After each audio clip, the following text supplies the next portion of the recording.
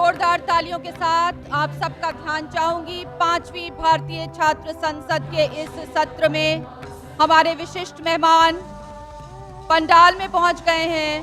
तालियों की गड़गड़ाहट के साथ अपने स्थानों पर खड़े होकर हम उनका अभिनंदन करेंगे।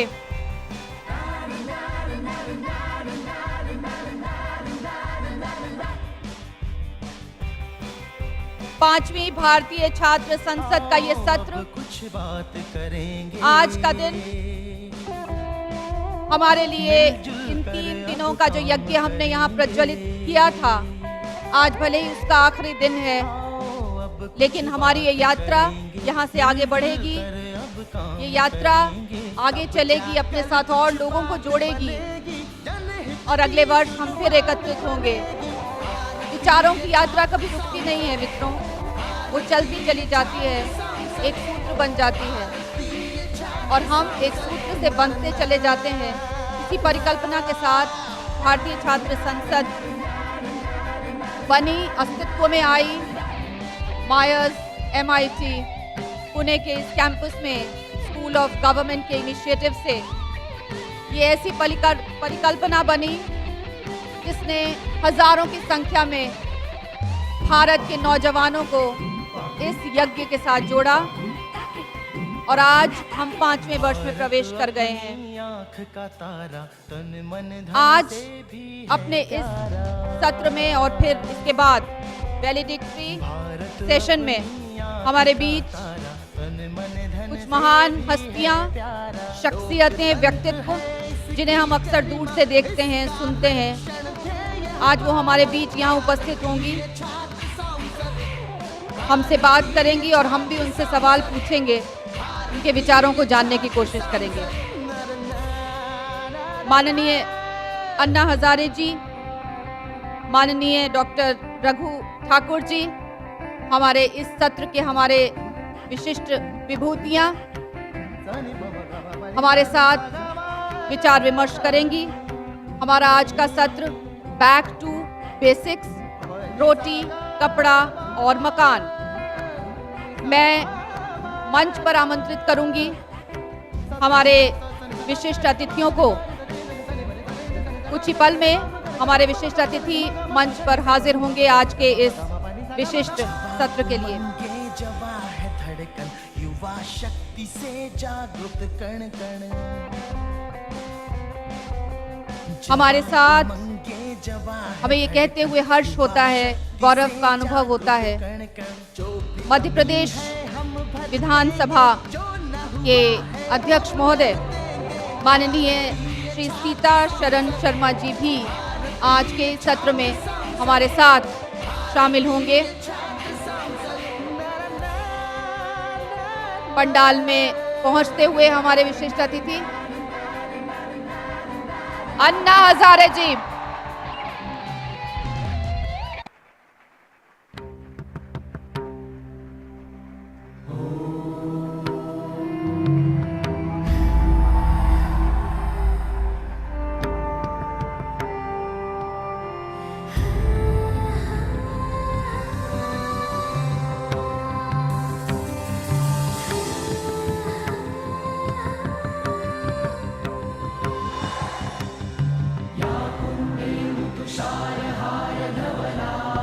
हमारे विशिष्ट अतिथि मंच पर विराजमान होंगे।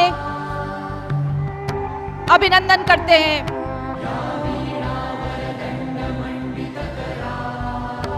माननीय अन्ना हजारे जी, डॉक्टर रघु ठाकुर, माननीय श्री सीता शरण शर्मा जी, मध्य प्रदेश विधानसभा अध्यक्ष, प्रोफेसर येडला सी मात्रे जी, BC पटना यूनिवर्सिटी, विनोद तांड्रा जी, उद्यमी और डायरेक्टर सीड प्रोजेक्ट्स लिमिटेड, और करवे गुरु जी, आध्यात्मिक गुरु, आपके बीच यहाँ मंच पर विराजमान हो रहे हैं।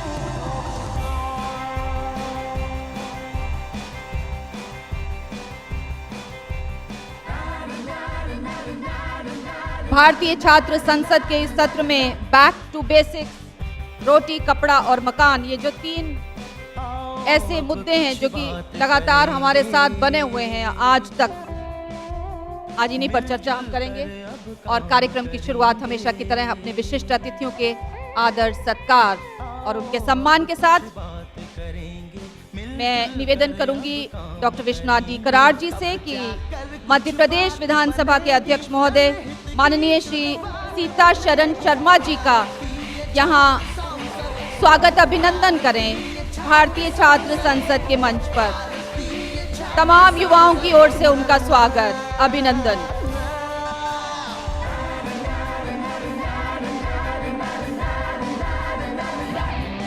हम अभिनंदन करेंगे सामाजिक कार्यकर्ता, भ्रष्टाचार के खिलाफ देश में मुहिम चलाने वाले, जन लोकपाल के पैरोकार श्री अन्ना हजारे जी। भारत अपनी आंख का तारा, तन मन धन से भी है प्यारा। भारत अपनी आंख का तारा, तन मन धन से भी है प्यारा। हम अभिनंदन करेंगे जाने माने समाजवादी नेता डॉक्टर रघु ठाकुर जी का। भारतीय छात्र संसद, भारतीय छात्र संसद। देश भर से आए युवाओं की तरफ से आपका सम्मान।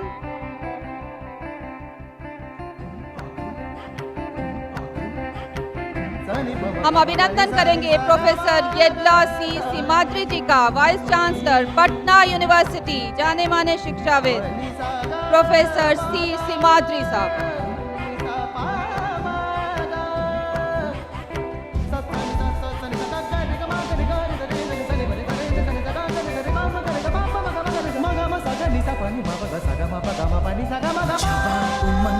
जवा है धड़कन, युवा शक्ति से जागरूक। सभी विशिष्ट अतिथि अपने अपने स्थानों पर विराजमान हो। मित्रों, मुझे दुष्यंत कुमार का एक शेर याद आ रहा है और बहुत मौजू है इस सेशन के लिए कि कहाँ तो तय था चरागां हर घर के लिए, कहाँ तो तय था चरागां हर घर के लिए, कहाँ चिराग मयस्सर नहीं शहर भर के लिए। भूख लगी तो पांवों से पेट ढक लेंगे, ये लोग बहुत जरूरी हैं इस सफर के लिए। आजादी के इतने वर्ष बीत गए, 67 साल बीत गए, लेकिन रोटी कपड़ा और मकान के इश्यूज, उनके मुद्दे वहीं के वहीं खड़े हैं। आज भी लोग पूछ रहे हैं रोटी कहाँ है, छत कहाँ है, कपड़ा कहाँ है। बैक टू स्क्वायर वन जिसको हम कहते हैं, ये बैक टू बेसिक्स, रोटी कपड़ा और मकान आज का ज्वलंत मुद्दा जिस पर हम बात करेंगे। शुरुआत करेंगे इस कर्टन रेजर के साथ।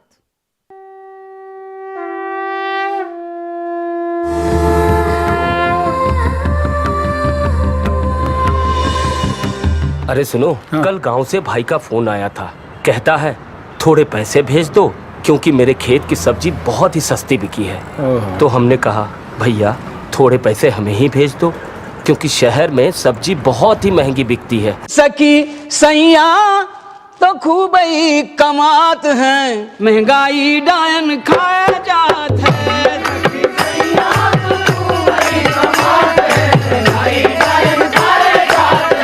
हर महीना उछले पेट्रोल डीजल का उछला है रोल, शक्कर बाई के कामोल।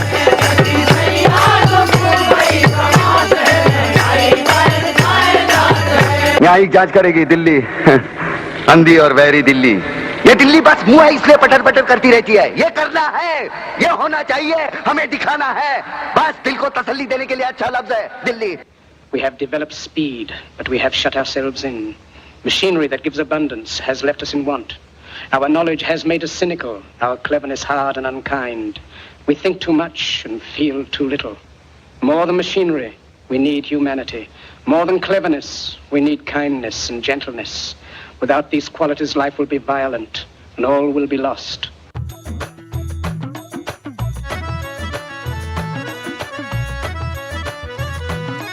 महंगाई महंगाई की महामारी ने हमरा भट्टा बिठा दिया, चले हटाने गरीबी गरीबों को हटा दिया।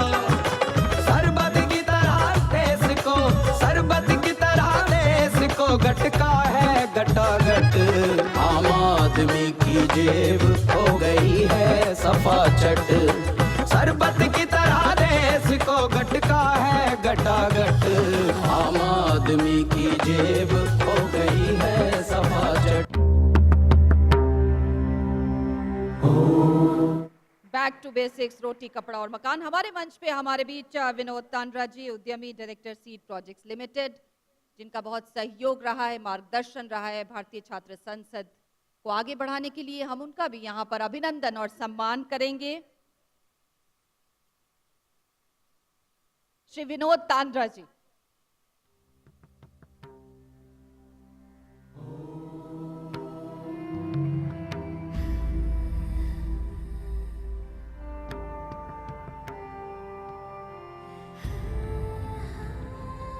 जी हाँ, और जिस प्रकार से राहुल जी बता रहे हैं, पूरी की पूरी परिकल्पना के साथ और इसके साथ जुड़े हुए, बहुत बहुत स्वागत, अभिनंदन हमारे इस मंच पर आपका। और कार्यक्रम को हम आगे बढ़ाएंगे। आज के इस विषय पर सबसे पहले अपने प्रारंभिक उद्बोधन के लिए मैं आमंत्रित करूंगी पटना विश्वविद्यालय बिहार के वाइस चांसलर प्रोफेसर यडला सी सिमाद्री जी को कि वो आए और प्रारंभिक उद्बोधन दें।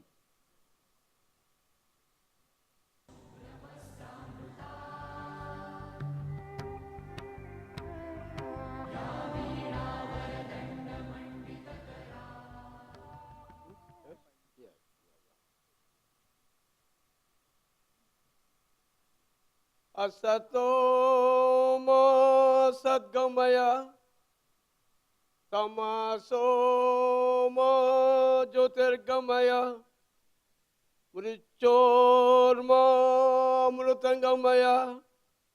ओम शांति शांति शांति। Most honourable Shri Sita Saran Sharma ji,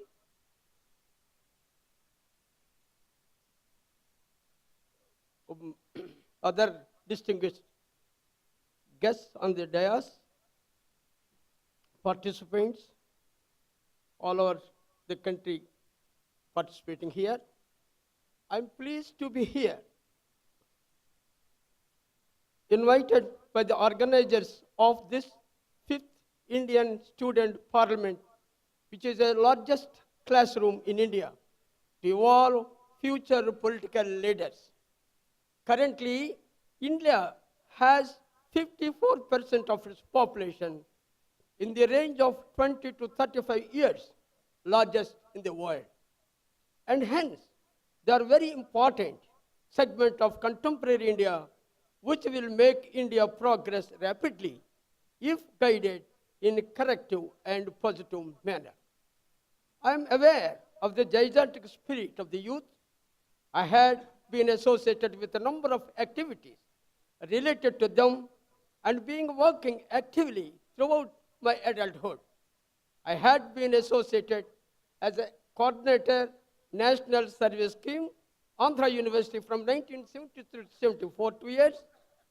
This NSS scheme was introduced by the Government of India in the university system in universities in 1949 to involve youth in national reconstruction.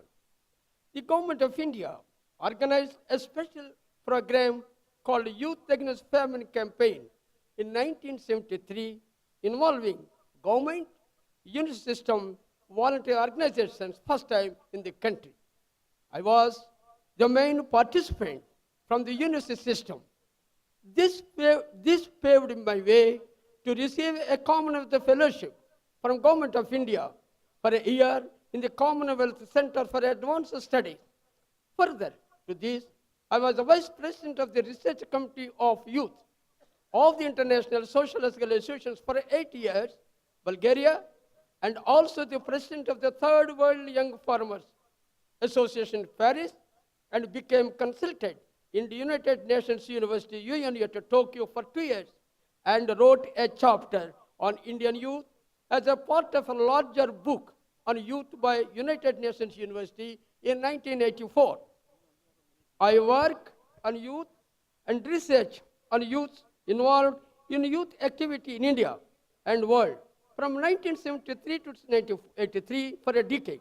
My exposure and interactions during work as NSS coordinator was Association of International Youth Social Association for 8 years, research on youth and Indian village in 1975, organized international conferences in youth in 1986-89, made me to speak with that background that it is the youth, only youth, who can guide their destiny and take progress and development in most harmonious manner for any country.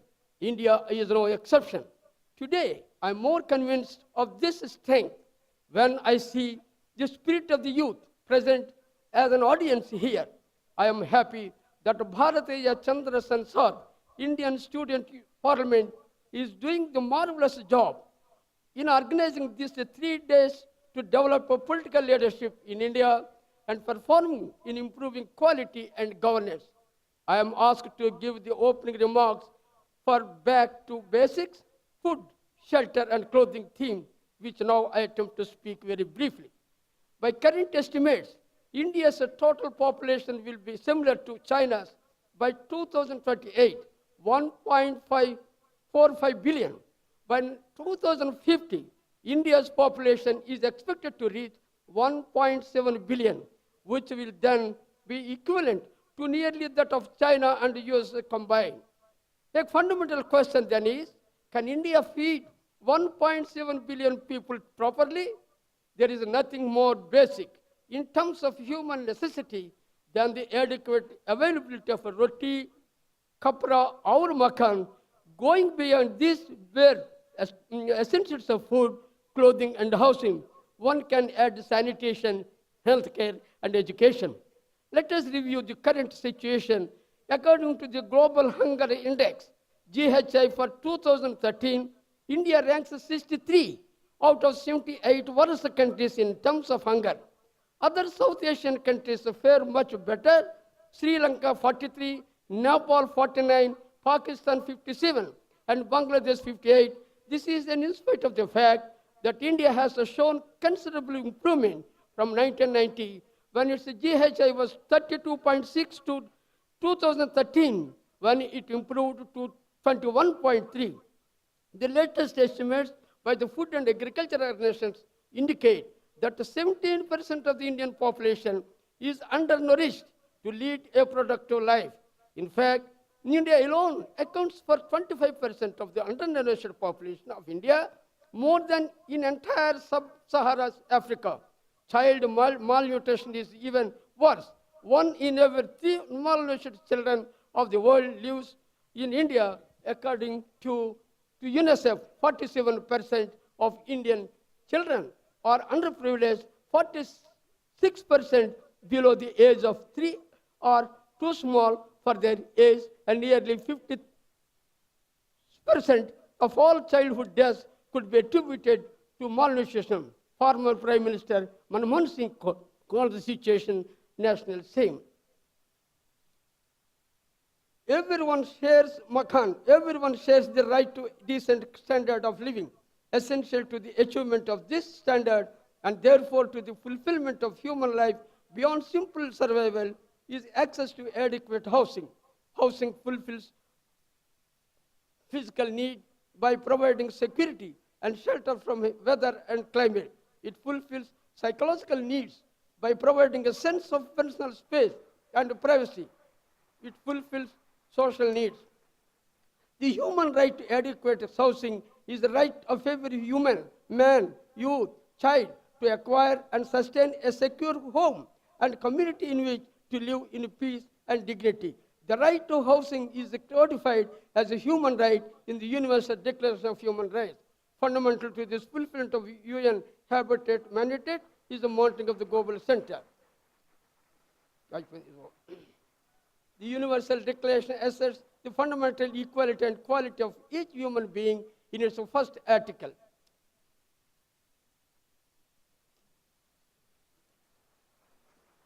Oh, it's over. Ladies and gentlemen, this is the time to examine these three basics, roti, kapada, and makhan, and it is a matter of governance. Good governance, which is essential for better society in India. The fifth Indian student parliament and policy makers of our country should think and act. I once again thank the organizers for the kind invitation. Thank you for your patient hearing. Jai Hind! Jai Bharatiya Chatrak Sansad. Vande Mataram Sujalam Supalam Malayaja Sitalam Sasya Samalam Mataram Vande Mataram. Jai Hind. बहुत बहुत धन्यवाद, बहुत बहुत धन्यवाद। हमारे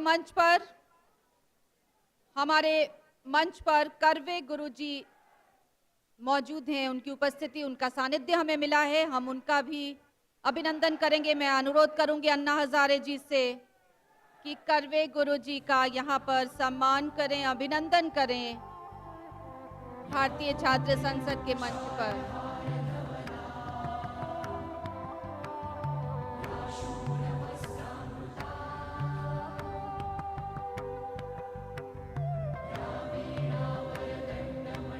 राजनीति, आध्यात्मिकता और सामाजिक और राजनीतिक आर्थिक चेतना सभी का ही यहाँ भारतीय छात्र संसद के मंच पर विचारों का मंथन होता है। बहुत बहुत धन्यवाद। आप सभी विशिष्ट अतिथि अपना अपना स्थान लें।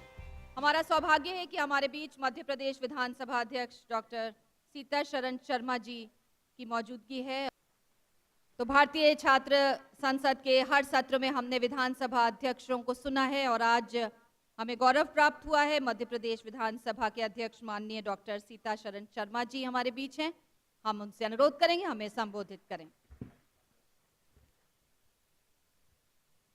मेरे साथ मंच पर बैठे हुए हमारे सबके प्रेरणा स्तोत्र, और सिर्फ हमारे और हमारे नौजवानों के ही नहीं, सारे देश के प्रेरणा स्तोत्र सम्माननीय अन्ना हजारे जी, मेरे ही मध्य प्रदेश से आए हमारे वरिष्ठ नेता समाजवादी विचारक सम्माननीय रघु ठाकुर जी, सम्माननीय राहुल जी, विनोद जी, सम्माननीय कालवे साहब, उपस्थित वीसी साहब, मंच पर विराजमान सभी वरिष्ठ वक्तागण, डिस्टिंग्विश्ड गेस्ट, सामने बैठे हुए विशिष्ट अतिथि और पूरे देश भर से पधारे हमारे भारत के भविष्य मेरे नौजवान मित्रों। विषय तो मेरा रोटी कपड़ा और मकान बैक टू बेसिक्स है। मित्रों, रोटी में रस होता है, इसकी बात करने में भी रस होता है, पर इसकी बात सुनने में रस नहीं होता, और यहीं से गड़बड़ी आ जाती है। विषय बहुत बड़ा है, समय की सीमा है। मैं स्वयं भी अन्ना हजारे जी को सुनना चाहता हूं, इसलिए बड़े संक्षेप में अपनी बात रखूंगा। थोड़ी सी विषय पर थोड़ी सी चर्चा समाप्त में 5-5 मिनट। बैक टू बेसिक्स, रोटी कपड़ा और मकान। मेरे मन में ये विचार आया कि क्या रोटी कपड़ा और मकान जीवन का आधार है? नहीं मित्रों, रोटी जीवन है, इसमें कोई संदेह नहीं है। हमारे वेदों में कहा अन्नम वही प्राणम, अन्न ही प्राण है, ये वेदों ने कहा है। गीताकार और आगे बढ़े, अन्नात् भवति भूतानि, अन्न से ही प्राणी आते हैं। राधा कृष्णन, डॉक्टर राधा कृष्णन विचारक थे, वो और आगे बढ़े, उन्होंने कहा रोटी के ब्रह्म को जानने के बाद ही ज्ञान के ब्रह्म को जाना जा सकता है। कबीर ने चर्चा की, कबीर से पूछा तुम्हें क्या चाहिए? कबीर ने कहा, साईं इतना दीजिए जा मैं कुटुंब समाए, मैं भी भूखा ना रहूं साधु न भूखा जाए। भूख की बात की है। रोटी जरूरी है, रोटी जीवन है, कह रहे हैं गीताकार भी, किंतु मित्रों रोटी तो जीवन है, किंतु जीवन रोटी नहीं है। रोटी जीवन रोटी से कुछ आगे है, और इसलिए तो हम यहाँ बैठे हैं। हम सब जितने बैठे हैं, चाहे हमारे सामने के नौजवान हो और चाहे मंच पर बैठे हमारे अतिथिगण हो, सबके पास में रोटी और कपड़ा है। फिर भी यहाँ इस विषय पर चर्चा करने क्यों बैठ गए? क्योंकि ये जीवन है मित्रों, ये जीवन, रोटी कपड़ा और मकान इसकी आवश्यकता है, ये आधार नहीं है। जीवन चलाने के लिए जरूरी है, किंतु जीवन किसी और काम के लिए है। महर्षि क्षणगुप्त ने लिखा, यह जन्म लिया किस अर्थ अहो, समझो जिसमें यह व्यर्थ ना हो। किंतु बात तो रोटी से ही शुरू करना पड़ेगा, और आपसे इसलिए करना है, जैसा मैंने कहा हम सब पे रोटी और कपड़ा है। मकान कुछ पर होगा, कुछ पे नहीं होगा, पर क्यों करें बात यहाँ? इसलिए करें कि हमारे जो नौजवान सामने बैठे हैं, ये नौजवान इस देश को अब आगे जाकर रोटी कपड़ा और मकान उपलब्ध कराएंगे। ये नौजवान ही देश का भविष्य है मित्रों।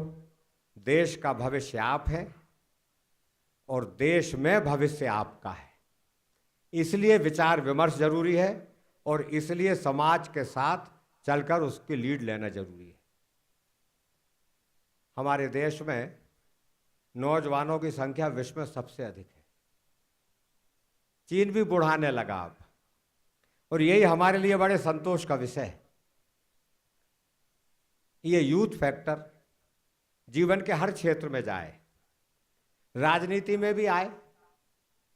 राजनीति बदनाम हो गई थी, अन्ना साहब ने उसी के खिलाफ मामला उठा दिया, किंतु ऐसा नहीं है।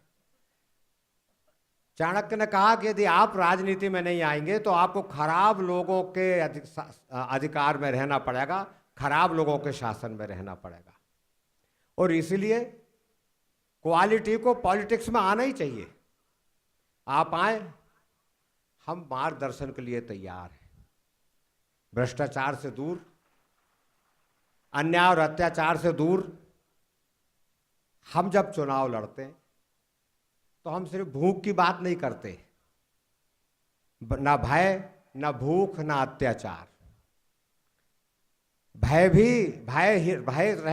रहित रहना भी जीवन का एक अंग है।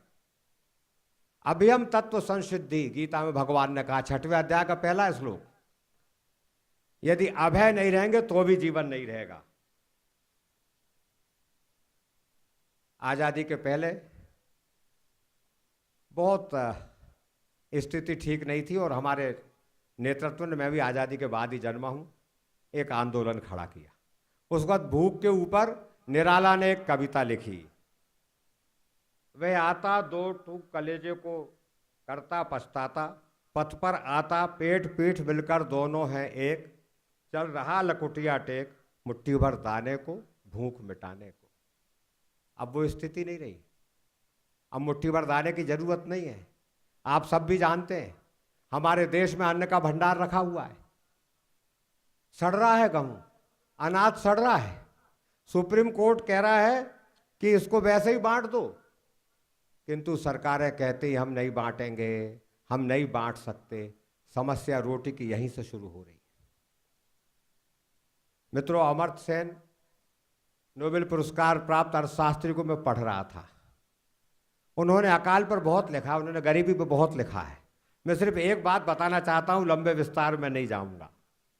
उन्होंने कहा, और उन्होंने एक अध्ययन किया, भारत में बंगाल में दुर्भिक्ष आया था, फिर बांग्लादेश में आया, इथियोपिया में आया, सारे अध्ययन किए और वहाँ की सरकारों की और गैर सरकारी संस्थाओं की रिपोर्ट पढ़ी। एक बड़े आश्चर्यजनक तथ्य उन्होंने सामने रखा। जब भी दुर्भिक्ष आया, चाहे वो अकाल से आया, अवर्षा से आया, या अधिक वर्षा से आया, बांग्लादेश में अधिक वर्षा से आ गया था। अनाज की कमी नहीं थी, प्रोडक्शन कम नहीं था, बहुत थोड़ा फर्क था। इसके बाद भी जनता भूख से मर गई। क्या बात है, क्यों होता है ऐसा कि अनाज रखा रहता है और जनता भूखी रहती है? आइए इस पर विचार करेंगे। मेरे पास आंकड़े हैं, परंतु मैं आंकड़ों में नहीं जाऊंगा क्योंकि समय की सीमा कम है। अनाज है किंतु लोग भूखे, वस्त्र है किंतु वस्त्र के अभाव में लोग ठंड से ठिठुर रहे हैं, और मकानों की बात भी बड़ी अजीब है। यहां एक दो आंकड़े आपको जरूर दूंगा।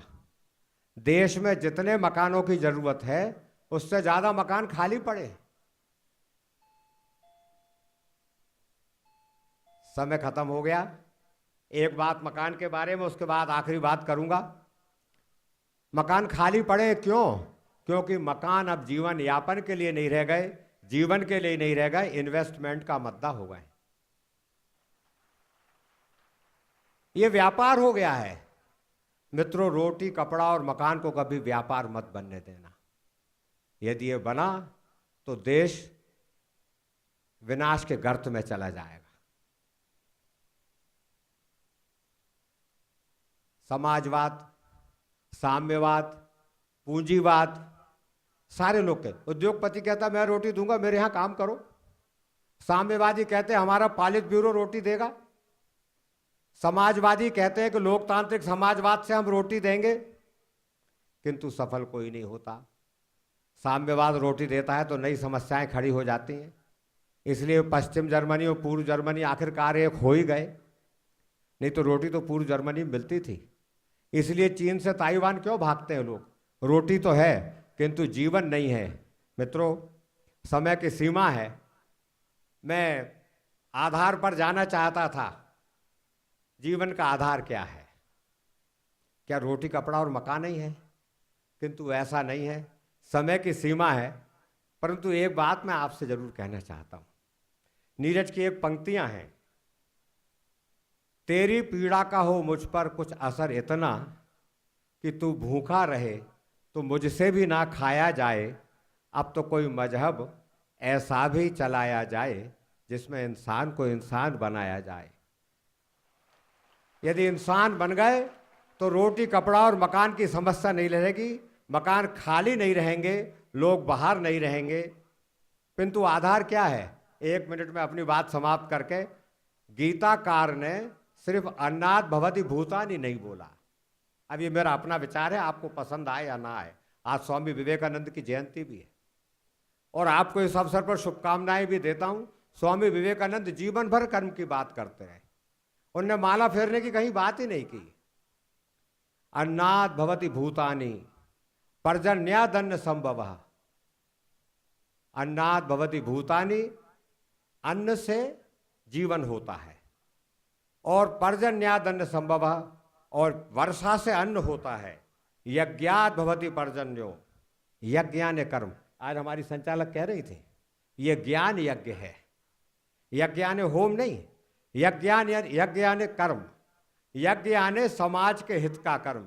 यज्ञात भवति पर्जन्यो, यज्ञ कर्म समुद्भवः। कर्म अनश्वर है, कर्म नष्ट नहीं होता, कर्म ही जीवन का आधार होता है। यदि कर्म होगा तो रोटी भी मिलेगी, कपड़ा भी मिलेगा और अनाज भी मिलेगा। हमें एक ऐसा समाज बनाना है जो मांग कर नहीं खाए, जो पुरुषार्थ से खाए। सरकारों ने मांग के देने वालों को बार बार सब्सिडी और सारे वस्तुओं में हिंदुस्तान की जनता को मांगने वाला बना दिया। हर चीज में सब्सिडियां हो गई, किंतु मांग के नहीं। हमारे नौजवान बैठे हैं, हम आपको मांगने की बात नहीं करेंगे, हम कर्म की बात करेंगे। ब्रह्मा ने जब सृष्टि की रचना की, आखिरी बात कर्म के समय में संबंध में, उसके बाद समाप्त करूंगा। उन्होंने क्या कहा? कर्म ब्रह्मोद्भवम विद्धि, कर्म ही ब्रह्म है। मित्रों, जीवन का आधार कर्म है। जीवन चलाने के लिए रोटी कपड़ा और मकान की आवश्यकता है। हम सब जो यहाँ बैठे हैं, हम सब इसके लिए कृत संकल्प है कि हमारे देश के नौजवानों को अच्छी शिक्षा मिले, रोटी कपड़ा और मकान मिले। किंतु इतने से काम नहीं चलेगा। क्लास 1 के लोग जो सेंट्रल सर्विसेज में चले जाते हैं, उसके बाद के लोग स्टेट सर्विसेज में चले जाते हैं, बड़ी इंडस्ट्रीज में चले जाते हैं।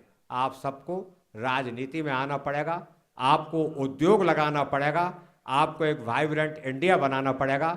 आपने मुझे यहाँ बुलाया, भारतीय छात्र संसद के सभी आयोजकों को बहुत बहुत धन्यवाद। जय हिंद। बहुत बहुत धन्यवाद माननीय सीताशरण शर्मा जी, बहुत बहुत धन्यवाद आपका। और जैसे कि अभी बात कही जा रही थी कि आप लोग राजनीति में आइए, सामाजिक कार्यों में आइए, और हमारा ये जो मंच है वो ऐसे ही लोगों को पुरस्कृत करने का है। बारी है आदर्श विधायक पुरस्कार की घोषणा करने की, और जो नाम मैं पुकार रही हूँ, ढाका लुधियाना मनप्रीत सिंह अयाली जी, जो कि पंजाब से आते हैं, जिन्हें आदर्श युवा पुरस्कार से सम्मानित किया जाएगा। मंच पर आमंत्रित करती हूँ आपकी तालियों के बीच युवा विधायक, जिन्होंने अपने अथक प्रयासों से गांव में पानी की टैंकीज का निर्माण कराया, नई सड़कें बनवाई, तालाबों का जीर्णोद्धार कराया, पंजाब में नशा मुक्ति अभियान की अगुवाई की और नारा दिया, पंजाबियों जागो नशे त्यागो। ऐसे विधायक को आज हम यहाँ ये पुरस्कृत कर रहे हैं, माननीय अन्ना हजारे जी के हाथों, सीताशरण शर्मा जी के हाथों। बहुत बहुत स्वागत, और तालियों की गड़गड़ाहट कैसे कमजोर पड़ जाती है। मनप्रीत सिंह अयाली जी, आप 2 शब्द कहिए हमारे युवाओं के लिए।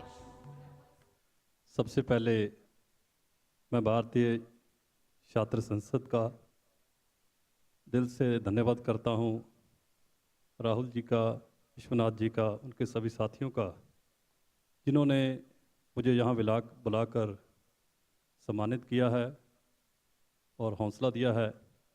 और आज स्टेज पर उपस्थित हमारे देश की महान शख्सियत अन्ना हजारे जी, उनके दर्शन करने का मुझे सौभाग्य प्राप्त हुआ है। आज चर्चा हो रही थी रोटी कपड़ा और मकान पर।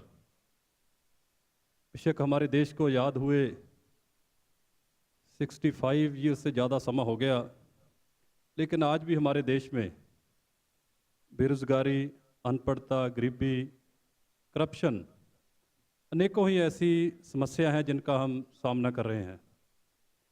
तो अगर हम इन समस्याओं से छुटकारा पाना चाहते हैं तो ज़रूरत है आने वाले समय में हमारे जो भी नौजवान साथी हैं, इस प्लेटफॉर्म के जरिए मैं उनको ये कहना चाहूँगा कि आने वाले समय में आप सभी राजनीति में आएँ और अच्छी सोच लेकर, पॉजिटिव सोच लेकर राजनीति में आएँ, ताकि हम अपने देश को आगे ले जा सकें, हम हमारे समाज को हम आगे ले जा सकें। मेरा पिछोकड़ किसी राजनीतिक परिवार से नहीं, मैं गांव के पंच से लेकर सरपंच से लेकर कोऑपरेटिव सोसाइटी के प्रेसिडेंट, जिला परिषद के चेयरमैन, एमपी की चोन भी लड़ी, फिर एमएलए बना। बहुत सारी समस्याएं जब हम अपने पैरों पर खड़े होकर राजनीति में आते हैं। मेहनत बड़ी की, बहुत सारे चैलेंजेस भी आए, लेकिन हमने कोशिश की, मैंने कोशिश की बहुत सारे नए काम करने की, और उसमें काफ़ी हद तक कामयाबी भी मिली है। सो मैं आपको भी यही कहना चाहता हूँ कि आप भी राजनीति में आएँ और हमारे देश को आगे लेकर जाएं। इतना कहता हूँ एक बार फिर भारतीय छात्र संसद का, उनकी सारी टीम का तहे दिल से धन्यवाद करता हूँ। धन्यवाद, थैंक यू वेरी मच। बहुत बहुत धन्यवाद अयाली जी, बहुत बहुत शुक्रिया। और जो दूसरा नाम आदर्श युवा विधायक पुरस्कार के लिए चुना गया है, कापकोट बागेश्वर उत्तराखंड से विधायक ललित मोहन परसवान जी। युवा विधायक तालियों की गड़गड़ाहट के साथ मंच पर आमंत्रित करेंगे आदर्श युवा विधायक पुरस्कार से सम्मानित होने के लिए कापकोट बागेश्वर उत्तराखंड से विधायक। आपने भी अपने राजनीतिक जीवन की शुरुआत एक कार्यकर्ता के रूप में की और उसके बाद चुनाव लड़ा और आज युवा आदर्श पुरस्कार से सम्मानित हो रहे हैं माननीय शर्मा जी के हाथों। और तालियों की गड़गड़ाहट के साथ हमें स्वागत करना चाहिए अपने ऐसे युवा विधायकों का जो एक नए सिरे से काम कर रहे हैं अपने इलाके में। आप संबोधित करना चाहेंगे हमारे युवाओं को? धन्यवाद भारतीय छात्र संसद के सभी सम्मानित टीम के लोगों को, और यहाँ पर सम्मानित आज के हम सबके प्रेरणा के स्रोत आदरणीय श्री अन्ना हजारे जी, आदरणीय श्री सीताशरण शर्मा जी, राघु ठाकुर साहब, आदरणीय श्री कराज जी व उनकी टीम के सभी सम्मानित पदाधिकारी, मैं सभी लोगों को धन्यवाद देना चाहता हूं जिन लोगों ने इस मुकाम पर पहुंचाने के लिए आज भारत की 5वीं संसद का आदर्श युवा विधायक पुरस्कार से मुझे यहाँ पर सम्मानित किया। और तहे दिल से इस बात को इस मंच के माध्यम से कहना चाहूँगा, जिस मुकाम के लिए आपने मुझको ये सम्मान यहाँ पर दिया, उत्तराखंड के गांव-गांव में जाकर, उत्तराखंड के पूरे क्षेत्र में जाकर आपकी भावनाओं को, आपके सम्मान को पहुंचाकर इस मुकाम पर लाने का प्रयास करूंगा कि वहां से भी एक आदर्श युवा विधायक इस क्षेत्र में आकर पुनः सम्मान का पात्र बन सके। इसलिए पुनः अपने सभी सम्मानित भारतीय छात्र संसद के सभी सम्मानित साथियों का तहे दिल से स्वागत करते हुए उज्जवल भविष्य की कामना करता हूं। धन्यवाद। बहुत बहुत धन्यवाद ललित मोहन जी। आप सभी अपने अपने स्थान ग्रहण करें। और आपकी जानकारी के लिए मैं बताना चाहूंगी कि जैसे कि आप जानते ही हैं, प्रश्नोत्तर का एक सेशन इस सत्र के खत्म होने पर आपके प्रश्नों का इंतजार रहेगा। अपने नियरेस्ट पोडियम पे जाइए, अपना नाम लिखवाइए और प्रश्न लिखवाइए। सेशन के आखिर में हम आपके सवालों को शामिल करेंगे। आप सभी अपने अपने स्थान ग्रहण करें। और अब वक्त है युवा नेताओं को सुनने का। और मंच पर हमारे साथ जो युवा नेता इस समय मौजूद है, योगेंद्र, जो कि MIT SOG के स्टूडेंट हैं, दिल्ली से आते हैं। उनका हम अभिनंदन स्वागत करते हैं। अपनी बात कहें आज के विषय पर। योगेंद्र।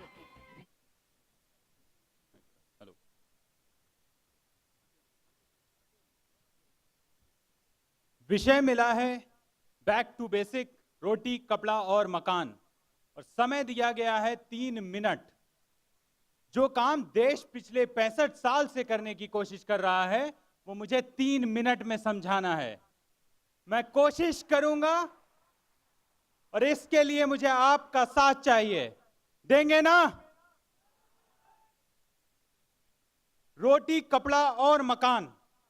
आम आदमी आज भी है परेशान, रोता है, भूखा होता है, फिर भी खुले आसमान के नीचे आज भी वो सोता है।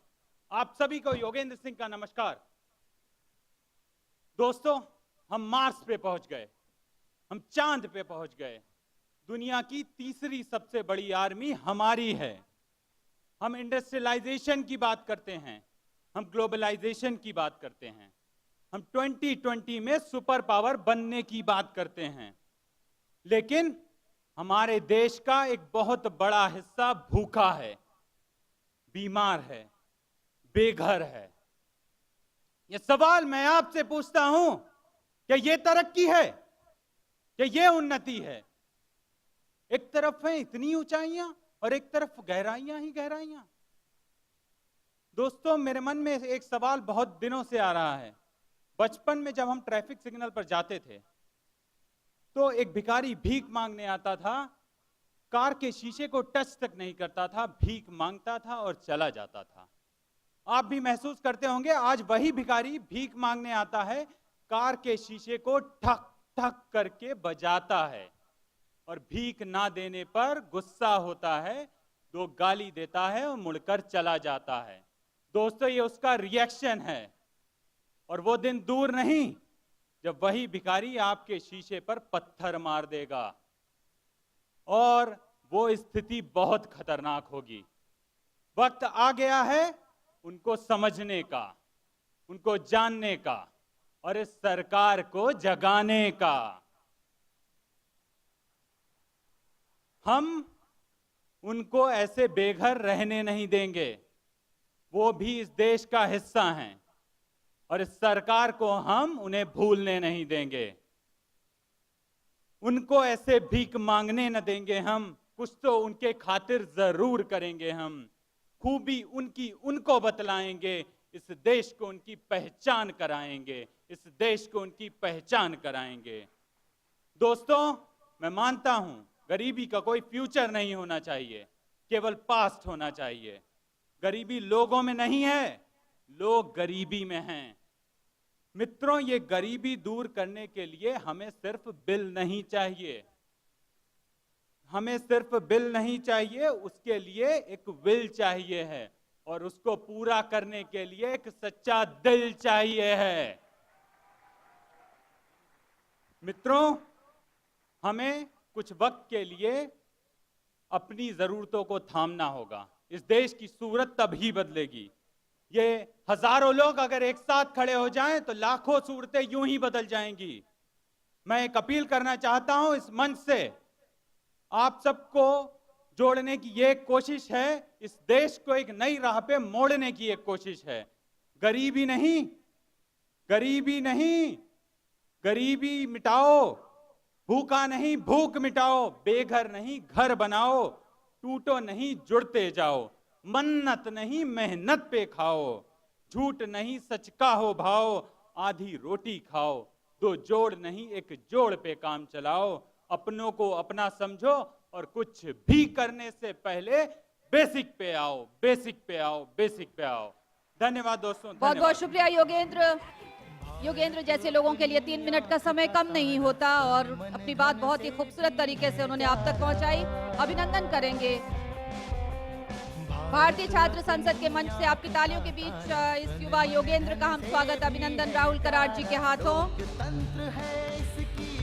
और अगले वक्ता जमान काजी MIT SOB महाराष्ट्र से आते हैं। जमान काजी, आइए सुनते हैं उनके विचार। मंच पर पधारे हमारे सारे नेतागण, अतिथिगण और मोहतरम भाइयों, बुजुर्गों और दोस्तों, मेरा टॉपिक है रोटी, कपड़ा और मकान। और शुरुआत में चंद सवाल खड़े करता हूं कि 67 साल के हमारे इस जीवन काल में आजादी के, क्या हमने अपनी आबादी को पेट भर रोटी भी दी है? क्या हमने उन्हें भरपूर कपड़े भी दिए हैं? क्या हमने उन सबको मकान दिए हैं?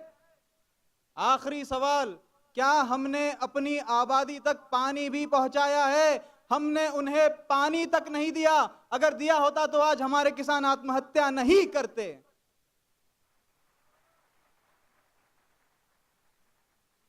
याद रखिए, हमारा जो मजदूर तबका है वो आज भी सड़कों पर और फुटपाथों पर सोता है। जी हां, वो भी आपका एक देशवासी है जो अपने अधिकारों से महरूम है। When we sleep in our warm beds in this winter cold without any fear that someone will rob away our house and steal our livelihood, your fellow Indians live and die on streets. चीनो अरब हमारा, हिंदुस्तान हमारा। Chino अरब हमारा, हिंदुस्तान हमारा। रहने को घर नहीं है, सारा जहां हमारा। मेरे दोस्तों, ये कहना भी गलत होगा कि सिर्फ हमारी कंडीशन इतनी बुरी है। क्या आप जानते हैं कि दुनिया का सबसे बड़ा सुपर पावर अमेरिका, कि जिसकी हुकूमत है स्पेस पर, जमीन पर और पानी में, उस अमेरिका में जब आज एक बच्चा पैदा होता है तो पैदाइशी उसके सर पर $55,000 का कर्ज होता है। क्या यह तरक्की है? कर्जदार बच्चे पैदा करना।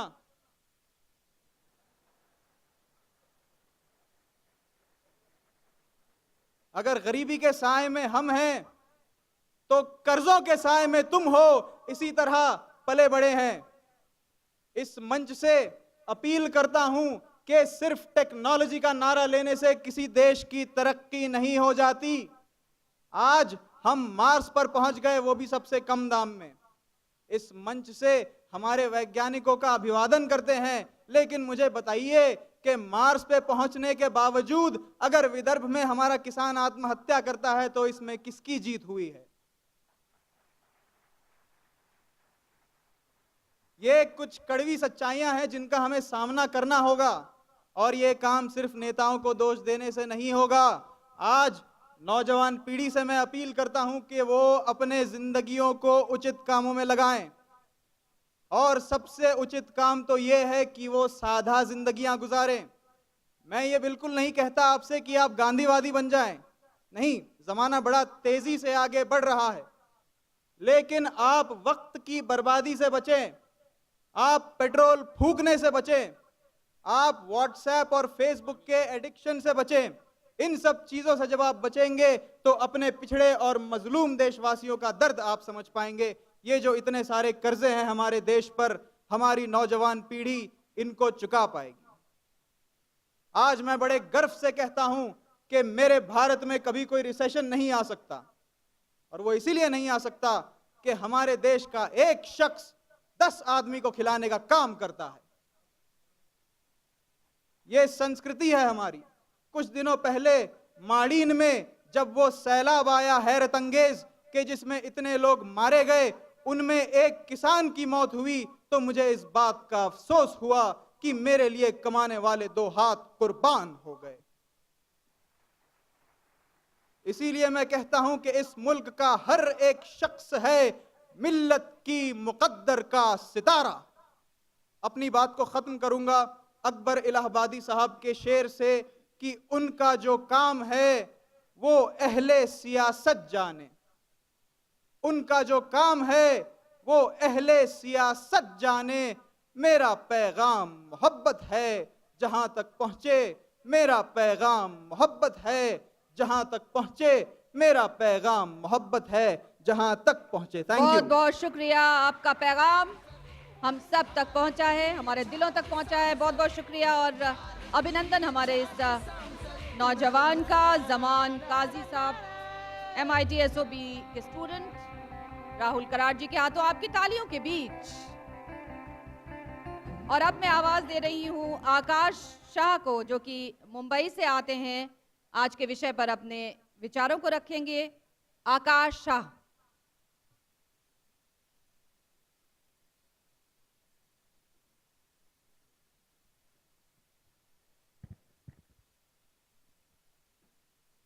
गरीबी को देश से मिटाने चाहते हैं, गरीबी को देश से मिटाना चाहते हैं, भारत को प्रगति के मार्ग पे बढ़ाना चाहते हैं। बहुत हुई राजनीति, बहुत हुई बातें, बहुत हुई चर्चाएं, अब हम सिर्फ देश को आगे बदलाव लाना चाहते हैं।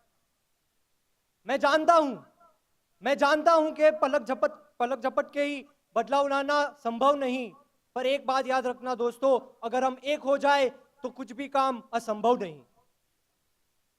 A very good afternoon and a warm welcome. I, Akash Shah from VJTI College, Mumbai, would like to express my views on the topic Back to Basics, Roti, Kapda aur Makan. Constitution of India, Article 47. The state shall regard the raising of the level of nutrition and the standard of living of its people and the improvement of public health as among its primary duties.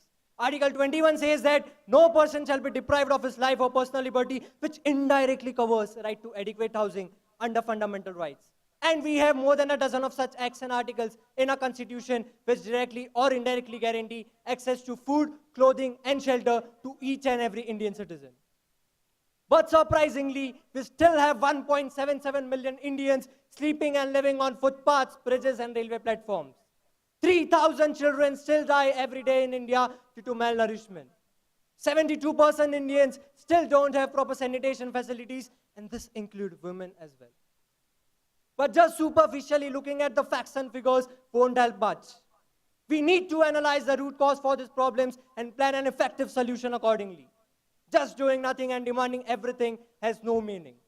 And yes, the government should take on the responsibility and should put its foot forward towards resolving this issue. The government should work hard towards the well-being of its citizens. The government has to move back once again towards the basics. Once again, the government has to move back towards roti, kapda aur makan. Spending thousands of crores on infrastructure projects and technological development is useful and helpful, yes, but only to a selected class of the society. But before spending those 1,000 crores, spending just a few crores on the basics will actually help the majority classes of the society, and that is the definition of development in real sense. A nation cannot be classified as developed. Anna Hazare ji, a nation cannot be classified as developed until its human resources are developed, and I think it is high time that the developing tag attached to a nation should be replaced by a developed one. And the only possible way of achieving this objective is by concentrating on our basics of roti, kapda aur makan. But just throwing the responsibility on the shoulders of the government is not good on our part. Just criticizing and blaming the government for doing certain wrong things or for not doing certain things won't give any constructive results. Our brothers and sisters who are not fortunate enough to afford roti, kapda aur makan should themselves work hard for their own betterment. The government or anyone else cannot come at their doorstep and spoon feed them. Maximum what the government can do is show and give them the way to achieve their basics by guaranteeing education and employment. If we can look up at Article 47 and 21, why don't we look up at Article 21A, which speaks about right to education? Why don't we look up at Article 51A, which speaks about fundamental duties? In fact, there should be nothing like right to education in our constitution. Receiving education should be a fundamental duty of every Indian citizen, and only through this duty we will be able to achieve our basics of roti, kapda aur makan and lead towards development. And with this, the definition of basics also has to change. Roti, kapda aur makan should now be replaced by achhi roti, achhe kapde aur acha makan. And trust me, if we are successful in achieving this, we will surely be among the top nations of the world. Once our basics are strong, our human resources are perfect, then technology and infrastructure development will just be a cakewalk for us, and no one in this world can stop India from becoming a superpower. Concluding my speech, I would say, unless and until we don't fulfill our duties, we don't have the right to claim for our rights. And once we successfully exercise our duties, it becomes the duty of the government to fulfill our rights, and that is how we can achieve our basics and lead towards development. Jai Hind. बहुत बहुत शुक्रिया आकाश शाह। अच्छे कपड़े, अच्छी रोटी, अच्छा मकान, क्या बात है। अभिनंदन आपका। भारतीय छात्र संसद के मंच से आपको ये बात अच्छी लगी कि नहीं? तालियां बजा दीजिए। Thank you. और अगले छात्र नेता जिन्हें मैं आवाज दे रही हूँ, शाश्वत शुक्ला, महाराष्ट्र से ही आते हैं। शाश्वत शुक्ला अपनी बात कहेंगे, विचार रखेंगे आज के विषय पर। स्वागत है आपका।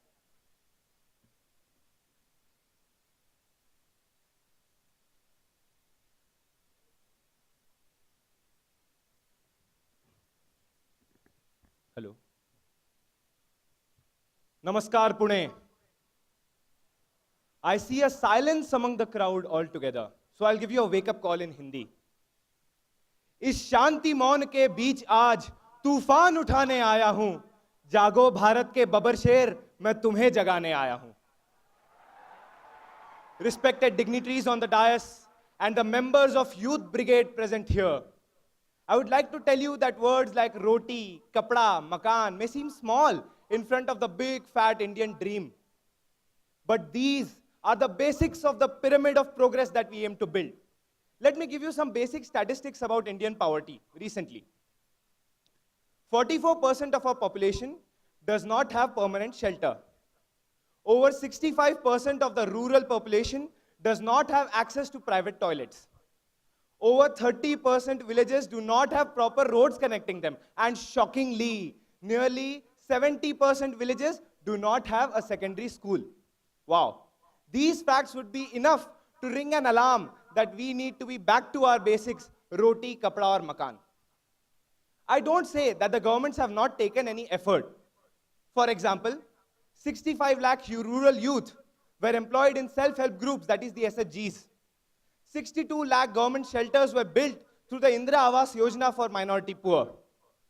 82,718 kilometers of roads were built through the Gram Sadak Yojana.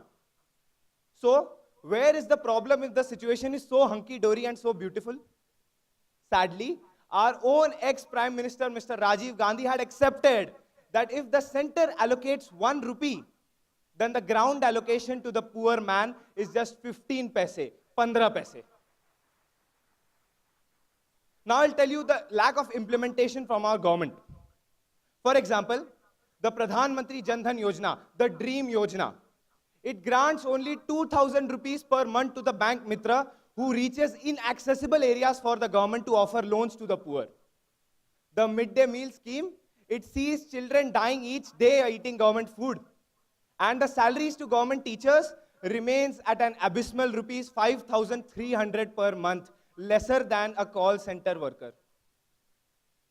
But I would like, sir, you to remember a saying which says, if a free society cannot help the many who are poor, then it cannot save the few who are rich. I would like to say that the government should tap the potential of our youth rather than giving them free subsidies and gifts. Don't give us free huts.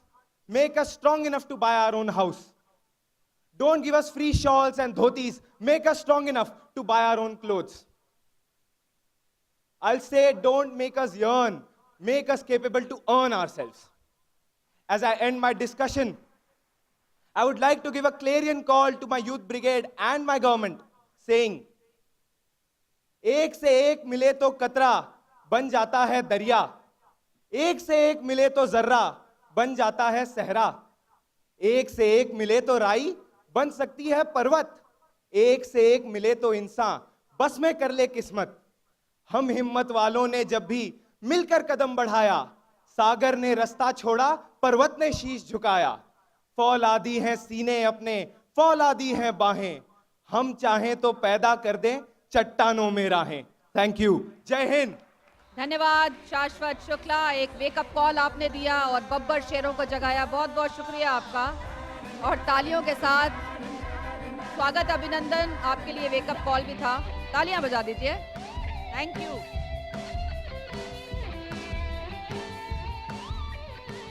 आगे बढ़ते हैं 2-3 पंक्तियों के साथ कि सब कुछ है मेरे देश में, सब कुछ है मेरे देश में, रोटी नहीं तो क्या, वादे लपेट लो, कपड़े नहीं तो क्या, हाथों से सर को ढक लो।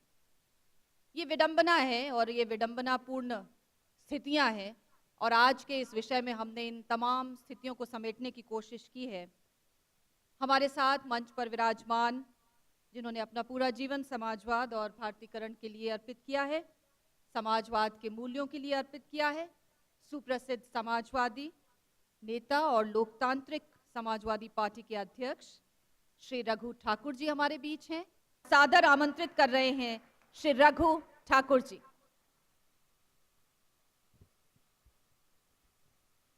मंच पर उपस्थित मध्य प्रदेश विधानसभा के अध्यक्ष भाई सीतासर शर्मा जी, श्री अन्ना हजारे जी, श्री विश्वनाथ कराड़ जी, राहुल जी, आज जिन विधायक मित्रों का सम्मान हुआ वो सभी सम्मानित मित्र, छात्र संसद के आयोजन में सभी शामिल मित्रों, और आने वाली दुनिया के 10,000 नेताओं जो आप लोग यहाँ उपस्थित हो। छात्र संसद के प्रयोग के माध्यम से एक नई दुनिया बनाने का सपना आप लोगों ने देखा है, और इसमें हिस्सेदार बनने के लिए मैं आपके बीच में आया हूँ। रोटी, कपड़ा और मकान की समस्याओं के बारे में अनेक पहलुओं से लोगों ने चर्चा की है, पर एक बात तय है कि आज़ादी के 67 साल के बीत जाने के बाद भी ये 3 बुनियादी समस्याओं का हल हिंदुस्तान की व्यवस्था नहीं निकाल पाई। हम सरकार शब्द का इस्तेमाल नहीं कर रहे हैं क्योंकि सरकारें तो आती जाती रहती है, पर व्यवस्था स्थायी है, वो इनका हल वो नहीं निकाल पाए। और आज हालत इतने दयनीय है कि लाख विकास की चर्चा हम लोग करें, पर कुछ तथ्य उन सच्चाइयों को बयान कर देते हैं जो तथ्य इस समाज के और देश के लिए असलियत है। अभी कुछ दिनों पहले हिंदुस्तान के प्रधानमंत्री जी ने कहा कि देश में 11 करोड़ लोग ऐसे हैं जिनके पास मकान नहीं। हिंदुस्तान में कई संस्थाओं ने गरीबी का अध्ययन किया, और योजना आयोग की कमेटी थी, इसके सदर थे अर्जुन सेन गुप्ता साहब। अर्जुन सेन गुप्ता ने जो कमेटी अध्ययन में कहा कि इस देश के 70 करोड़ लोग ऐसे हैं जिनकी एक दिन में खर्च करने की क्षमता 20 रुपये से कम है। उन्होंने ये भी कहा कि हिंदुस्तान के 40 करोड़ लोग ऐसे भी हैं जिनकी एक दिन की खर्च करने की क्षमता 10 रुपये से कम है। आज हिंदुस्तान के जो आम आदमी के हालात हैं, बहुसंख्या के जो हालात हैं, वो हालात बहुत ही चिंताजनक है। राष्ट्रीय सर्वेक्षण संस्थान की तरफ की जो रिपोर्ट आई, उस रिपोर्ट ने और भी आश्चर्यजनक तथ्य दिए। उसका कहना है कि हिंदुस्तान के जो गांव के लोग हैं, हर गांव के इंसान के ऊपर आज कर्ज है 32,000 रुपया। हिंदुस्तान के शहरी गरीब के ऊपर जो कर्ज है वो है करीब 82,000 रुपया। और तो छोड़ो, जो गरीबों में भी गरीब हैं, जिनको आजकल अति गरीब कहा जाता है, 10% लोग, गरीबों के 10% लोग, उनकी जो संपत्ति है वो है मात्र 291 रुपया, और उन पर जो कर्ज है वो कर्ज है 5,000 से ज़्यादा। तो यह हिंदुस्तान की असलियत, किस देश की व्यवस्था ने 67 साल में रोटी, कपड़ा और मकान की जो बुनियाद थी को पूरा नहीं किया। और ठीक कहा हमारे स्पीकर साहब ने कि रोटी, कपड़ा और मकान की केवल सरकार की खैरात से अगर आप बांटेंगे तो हिंदुस्तान का लोकतंत्र विकलांग लोकतंत्र बन जाएगा। और मैं विकलांग लोकतंत्र इसलिए कह रहा हूं दोस्तों कि अगर मतदाता इस छोटे से सवाल को लेकर अपना वोट देगा कि कौन हमको 10 किलो अनाज दे रहा है, कौन हमको थोड़ा सा फ्री का अनाज दे रहा है, तो हिंदुस्तान का लोकतंत्र मजबूत नहीं बन पाएगा। लोकतंत्र को मजबूत बनाना है तो इंसान को अपने पैरों पर खड़े होने की, स्वावलंबी होने की क्षमता पैदा करना पड़ेगा, वो हिंदुस्तान बना देगा। और रोटी, कपड़ा और मकान की समस्या को इस दृष्टिकोण से देखना पड़ेगा। आज ये जो समस्याएं हैं, इन समस्याओं को एक कारण भी है। दरअसल जो हम लोग के समाज में बंटवारा है, वो बंटवारा विषम प्रकार का है। न केवल हिंदुस्तान में बल्कि दुनिया में जो समाज बन रहा है, उस दुनिया में विषमताएं बहुत तेजी के साथ बढ़ी है। अभी कुछ दिनों पहले आपने एक रिपोर्ट पढ़ी होगी, जो ऑक्सफैम इंडिया की रिपोर्ट आई। ऑक्सफैम इंडिया ने अपनी रिपोर्ट में लिखा कि हिंदुस्तान के 65 लोग केवल ऐसे हैं, 65 लोग मात्र, अगर उनके ऊपर 1.5% संपत्ति का कर लगा दिया जाए तो 9 करोड़ लोगों की गरीबी दूर हो सकती है। एक तरफ वो हिंदुस्तान का हिस्सा है कि 65 लोगों के पास इतनी संपदा है कि मात्र 1.5% के कर के ऊपर 9 करोड़ लोगों की गरीबी मिट सकती है। एक तरफ वो दुनिया है जिस दुनिया का एक संपत्तिवान है बिल गेट्स, जो 6 करोड़ रुपए रोज खर्च करता रहे, कुछ ना कमाए तो 350 साल तक खर्च करता रहेगा। एक तरफ वो दुनिया है जिस दुनिया में 150 साल तक 6 करोड़ रुपया खर्च करता रहे तो वॉरेन बफेट की संपत्ति खर्च नहीं होने वाली है। एक तरफ वो दुनिया है, और तरफ ये दुनिया है जिस दुनिया में इंसान भीख मांगने को, भूख से मरने को लाचार है। ये जो विषमता है दोस्तों, इस विषमता को मिटाने का स्तर सोचना पड़ेगा। समाजवाद के बारे में चर्चा करते हुए बड़ा कई बार डर भी लगता है। और डर इससे लगता है कि आज समाजवाद के बारे में कई प्रकार के भ्रम लोगों ने पैदा करते हैं। कुछ लोग सोचते हैं कि मुलायम सिंह का समाजवाद, मुलायम सिंह का समाजवाद नहीं है। मुलायम सिंह का समाजवाद तो जातिवाद, परिवारवाद और भ्रष्टाचारवाद है। कुछ लोग सोचते हैं कि आजम साहब का समाजवाद, आजम साहब का समाजवाद नहीं है। आजम साहब का जो समाजवाद की कल्पना जो चर्चा करते हैं, वो तो सही मायने में फिरका परस्ती का बीज पैदा करने की खेती है, खेती। ये समाजवाद नहीं है। समाजवाद का मतलब है बराबरी का सपना दोस्तों। समाजवाद का मतलब है इंसान इंसान के बीच की बराबरी। और समाजवाद कोई विदेशी कल्पना नहीं है। अक्सर हमारे प्रबुद्ध लोग चर्चा करते हैं साम्यवाद की, पूंजीवाद की, और कभी कभी ये कहते हैं कि समाजवाद बाहर से आया है। मैं कहना चाहता हूं कि समाजवाद हिंदुस्तान का सबसे पुराना और दुनिया का प्राकृतिक दर्शन है। और मैं इसलिए कह रहा हूं कि अथर्ववेद की 2 पंक्तियां मैं आपको सुना दूं। अथर्ववेद में कहा गया कि हमारा धर्म क्या हो, हमारा धर्म मैं नहीं हम हो, और तारों भरा आकाश सबका हो। यह समाजवाद। यह अथर्ववेद ने कहा कि तारों भरा जो आकाश है, अगर संपन्नता है देश में तो संपन्नता का बंटवारा सब में हो, उसकी सीमा हो सकती है। मैं ये कहीं कहता हूं, समाजवाद को हिंसा का रास्ता का समाजवाद नहीं। समाजवाद की कल्पना एक उस मनीषी ने की थी जिसका नाम था महात्मा गांधी, और उसके बाद डॉक्टर राम मनोहर लोहिया। गांधी के सूत्रों के आधार पर लोहिया ने समाजवाद की, भारतीय समाजवाद की कल्पना की। समाजवाद कोई साम्यवाद नहीं है। समाजवाद में कोई हिंसा की व्यवस्था नहीं है। समाजवाद तो उन सीमाओं को बांधना चाहता है जो सीमाएं इस गैर बराबरी को दूर करने वाली हो। लोहिया ने अपनी बात में कहा कि देश में 3 प्रकार की सीमाओं को बांधे तो हमारा समाज कुछ बेहतर बन सकता है। एक सीमा खर्च पर सीमा।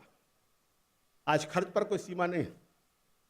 हम राहुल जी को धन्यवाद देंगे कि बड़े बढ़िया होटल में उन्होंने हमको ठहराया, परंतु उस होटल में चाय का दाम है 73 रुपया। 73 रुपया। अब एक तरफ यह भी स्थिति है कि हम लोग 73 रुपए की चाय भी पी सकते हैं। एक तरफ ऐसा भी समाज है कि जो सारे 1 महीने में कमाता कितना है। खुद हिंदुस्तान की संस्थाओं के मुताबिक, हिंदुस्तान की सरकार के मुताबिक कहा गया है कि इस देश में जो गरीबी की सीमा रेखा है वो शहरी इलाके में 1400 रुपया और ग्रामीण इलाकों में 972 रुपया। अगर 1400 रुपये से नीचे वाले ही गरीब और बकायदा अमीर हैं, अगर ग्रामीण क्षेत्रों में 972 से नीचे वाला गरीब और बकायदा अमीर है, तो फिर हिंदुस्तान में गरीबी कहाँ है? आज तो मैं कहना चाहता हूं दोस्तों कि अब हिंदुस्तान के नौजवानों को आगे आकर के सोचना पड़ेगा और अब इस बात की बात उठाना पड़ेगी कि देश में गरीबी की सीमा रेखा मत बांधो, अब हिंदुस्तान में अमीरी की सीमा रेखा बांधो कि अमीरी क्या होगी इसका फैसला एक बार हो जाए। अगर एक बार अमीरी की सीमा रेखा बन जाए पर बहुत सारी चीजें बन सकती हैं। रोटी का सवाल छुआ, रोटी का सवाल छुआ, रोटी के सवाल की चर्चा कर दी। रोटी के बारे में हमारे भाई शर्मा जी ने काफी कहा है। एक चंद्रकांत जी कवि हैं, उन्होंने एक बड़ी बढ़िया पंक्ति कही थी। उन्होंने कहा कि भूख को सबूरी देती है रोटियां, प्रेम से पहले जरूरी है रोटियां। और एक भूखे से पूछा कि पूनम का चांद क्या होता है, तो बोला पूरी रोटी होती है पूनम का चांद, पूनम की चांद होती है पूरी रोटियां। यह इंसान की गरीबी, यह इंसान की हालत कि उसके लिए पूनम के चांद का मतलब केवल एक पूरा चांद का केवल रोटी है। दोस्तों, आज इस काम को खड़े इसके खिलाफ में, हिंदुस्तान की व्यवस्था के विरोध में और दुनिया के विरोध में नौजवानों को आना पड़ेगा। आपसे सभी ने कहा कि राजनीति में आना चाहिए, पर राजनीति में आने का मतलब क्या है इसको जरा समझ लेना। डॉक्टर लोहिया ने कहा राजनीति है अल्पकालीन धर्म और धर्म है दीर्घकालीन राजनीति। राजनीति अन्याय से लड़ना है। किस भाषा की राजनीति करना चाहते हो? एक राजनीति है कि नेताओं के चक्कर काट के टिकट पाओ, कोई सत्ता का पद पाओ और गुलाम बन जाओ। वो एक राजनीति है जो भगत सिंह की राजनीति थी, सरफरोशी की तमन्ना अब हमारे दिल में है, देखना है जोर कितना बाजू है कातिल में। ये हाथ कातिल जो हाथ है ये इंसान के नहीं, ये व्यवस्था के हाथ है। इन व्यवस्था के हाथों को बदलना पड़ेगा, इन व्यवस्था के हाथों को रोकना पड़ेगा अगर जवानी को सिद्ध करना चाहे दोस्तों। पर जवानी का मतलब ही समझना पड़ेगा। जवानी का मतलब कि उम्र के साथ नहीं है, जवानी का मतलब उन सपनों के साथ है जिन सपनों को हम लोग देखते हैं। एक वो सपना हो सकता है जो सपना जयप्रकाश के जमाने में हम लोग गीत के रूप में गाते थे, उठो जवानों तिलक लगाने क्रांति द्वार पर आई है। एक वो सपना हो सकता है। एक सपना वो भी हो सकता है कि माइकल जैक्सन के साथ नाचो और सपना पूरा कर लो। तो ये सपने हो सकते हैं। कौन सा सपना आप देखना चाहते हो? भगत सिंह का सपना, गांधी का सपना, लोहिया का सपना, बराबरी का सपना, या फिर माइकल जैक्सन से विकृत सभ्यता का सपना, पूंजीवाद का सपना? ये फैसला आप सबको करना है। हमको उम्मीद है कि आप नौजवान लोग इस अभियान में सहयोगी बनेंगे और कल दुनिया का नेतृत्व करने के लिए आगे आएंगे। आप सबको धन्यवाद।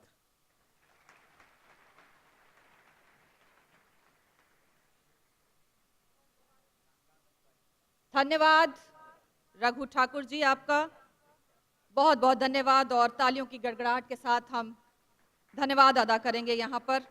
और अब आदर्श युवा सरपंच पुरस्कार के लिए हम सब यहाँ आप देख रहे हैं मंच पर सभी उपस्थित हो गए हैं। आज से हम एक नया पुरस्कार शुरू कर रहे हैं और ये पुरस्कार उन सरपंचों को दिया जा रहा है जो कि आदर्श युवा सरपंच हैं, जिन्होंने अपने अपने इलाके में काम किया है। और आज ऐसे ही पुरस्कार से सम्मानित करने के लिए यहाँ पर हम स्टेज पर आमंत्रित कर रहे हैं 22 वर्ष की आयु में जो सरपंच बने। जी हाँ, मेरी मुराद साबरकांठा गुजरात के सरपंच श्री हिमांशु पटेल जी, साबरकांठा गुजरात के पंसारी गांव के सरपंच चुने गए श्री हिमांशु पटेल। आदर्श युवा सरपंच पुरस्कार के लिए आपको आमंत्रित किया जा रहा है और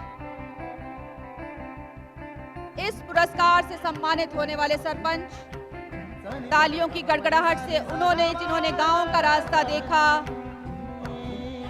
और ठान लिया सेवा करने का। आप कुछ कहना चाहेंगे हमारे युवाओं से?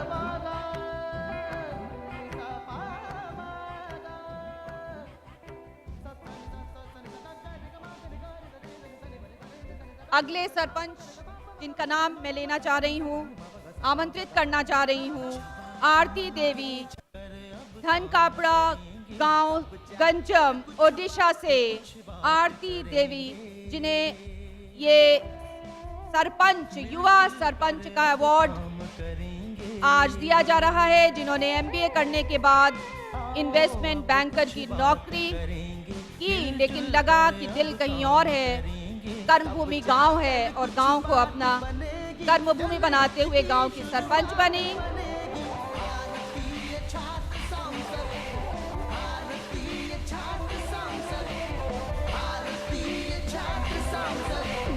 और अब मैं आमंत्रित कर रही हूँ जींद हरियाणा के बीबीपुर गांव के 32 वर्षीय सरपंच सुनील जगलान को, जिनकी क्वालिफिकेशंस की कोई सीमा नहीं है, BSc computer science, BEd, MSc maths, MA education, MCA, PhD, ये तमाम उपलब्धियां हासिल करने के बाद गांव का रास्ता लिया और सरपंच बने सुनील जगलान, हमारे आदर्श युवा सरपंच। भारत अपनी आँख का तारा, तन मन धन से भी है प्यारा। लोकतंत्र तालियों की गड़गड़ाहट के साथ इसका रक्षण ध्येय हमारा। और अब हमारे बीच उपस्थित होने के लिए राजा परवेज अली मीर युवा सरपंच पुरस्कार, आदर्श युवा सरपंच पुरस्कार से नवाजे जाएंगे, जो कि लकीपुरा से पहुंचे गांव की सेवा करने के लिए। राजा परवेज अली मीर पेशे से सॉफ्टवेयर इंजीनियर और बंबई में ग्लैमर की दुनिया में मॉडलिंग किया करते थे, लेकिन मॉडलिंग के बाद उन्होंने सोचा कि कश्मीर के बारामूला जिले के सीमावर्ती गांव लकीपुरा ने उन्हें पुकारा है और वो वहां पहुंच गए, वहां के सरपंच बने और आज इस पुरस्कार से सम्मानित हो रहे हैं।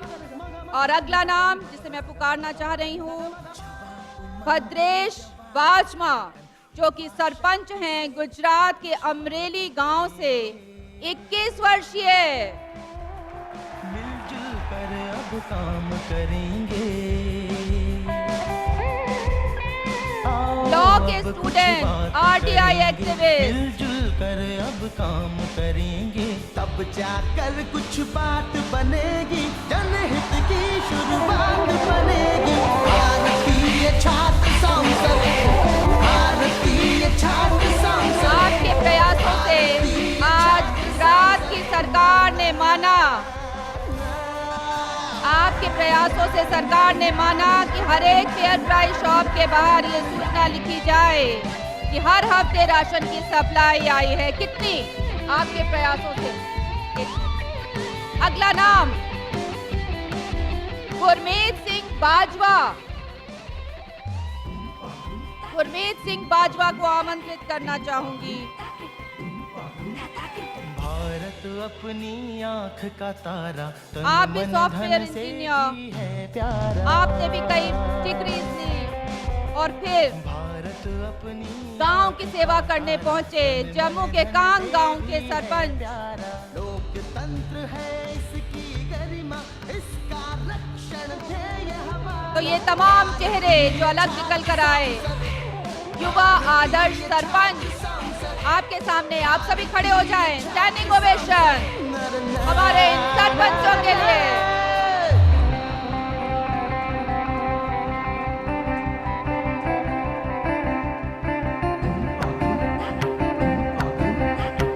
सानी बाबा परी सानी सागा मागा भारतीय छात्र संसद के इस मंच पर ना जाने कितना आदर्श युवा। हम कहते हैं कि युवाओं की दिलचस्पी नहीं है गांव में, हम कहते हैं युवाओं की दिलचस्पी नहीं है पॉलिटिक्स में, हम कहते हैं युवाओं की दिलचस्पी नहीं है सामाजिक राजनीतिक कार्यों में। हमें तो ऐसा लगता नहीं है। क्या आपको लगता है ऐसा? बिल्कुल। और अब आगे बढ़ते हैं, अपने कार्यक्रम को आगे बढ़ाते हैं। हमारे समक्ष यहाँ मंच पर एक महान हस्ती, महान व्यक्तित्व, जिनके सानिध्य में आज हम यहाँ बैठे हैं, जिन्होंने एक अलग जगाया, एक आवाज़ दी, एक हवा चल पड़ी, एक नई सोच की आवाज़ थी। एक बहुत बड़ी मुहिम भ्रष्टाचार के खिलाफ इस देश में, जिसने युवाओं को झकझोरा, जिन्होंने मिडिल क्लास को झकझोरा। मैं भी अन्ना, तू भी अन्ना, मैं भी अन्ना, तू भी अन्ना। अन्ना हजारे जी हमारे माननीय। ये शख्स रहनुमा सा लगता है। मिलजुल कर अब काम करेंगे,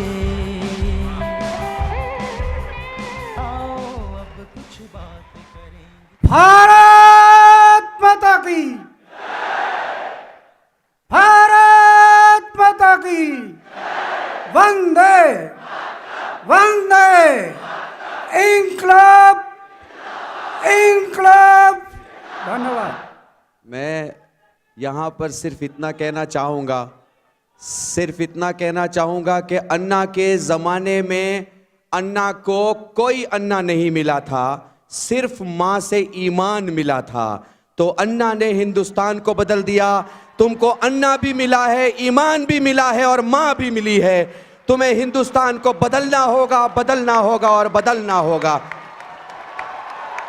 सिर्फ अन्ना जी के लिए एक शेर, ये सादा लौ है, सादा मिजाज रखता है, जमी पे है ये मगर आसमान रखता है।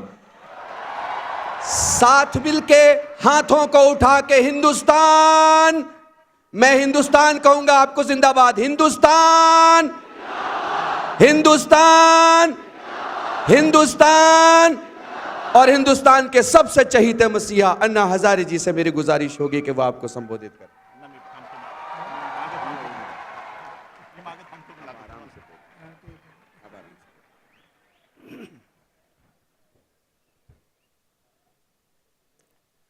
आज के सेशन के अध्यक्ष महोदय,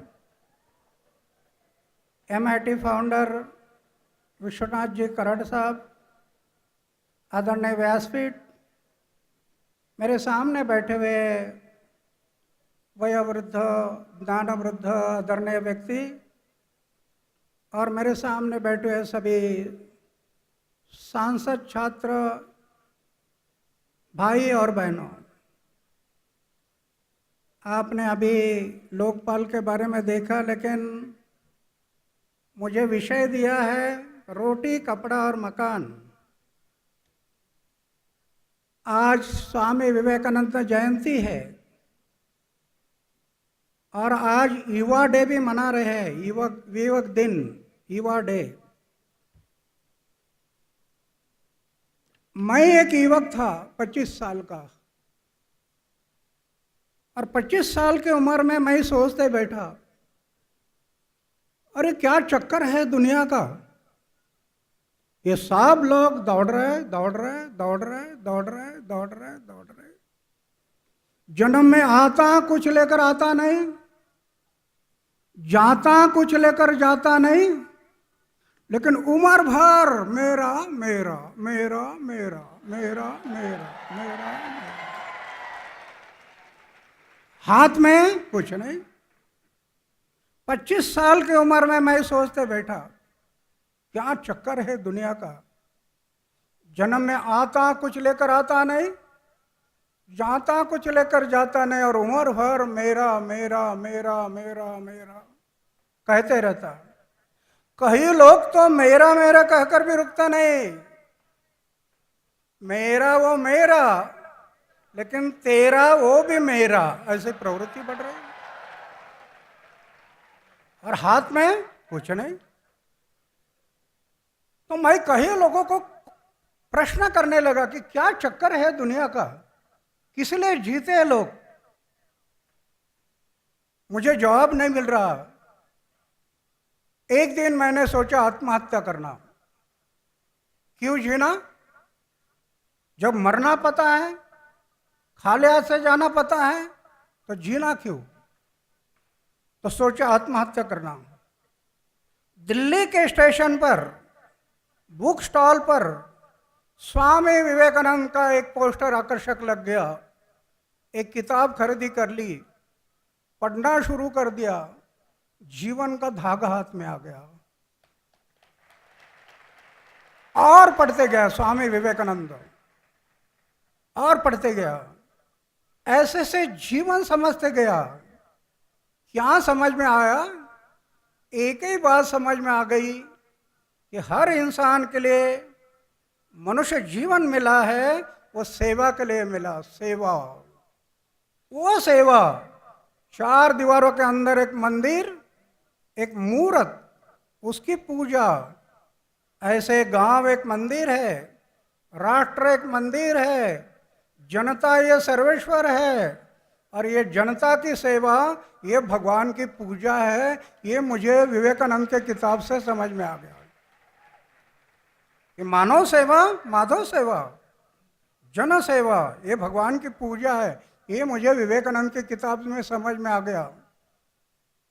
और 26 साल की उम्र में, मैं यंग था, 26 साल की उम्र में मैंने तय किया कि मेरा आगे का जीवन मेरा समाज और मेरे देश की सेवा के लिए अर्पण, ये मैंने तय किया। मेरे समाज और देश की सेवा। मुझे खतरा लग रहा, अगर शादी कर लो तो चूल्हा जलाने में समय बीत जाएगा, फिर मैं सेवा नहीं कर पाऊंगा। इसलिए मैंने तय किया कि शादी नहीं करना, शादी नहीं करना, बैचलर रहकर मेरे देश की और समाज की सेवा करना। ये मैंने तय किया उम्र के 26वें साल में। और आज मेरा उम्र हो गया 77 साल। गांव में घर है, खेती बाड़ी है, भाई है। 45 साल हो गया घर में जाकर, फिर से घर में नहीं।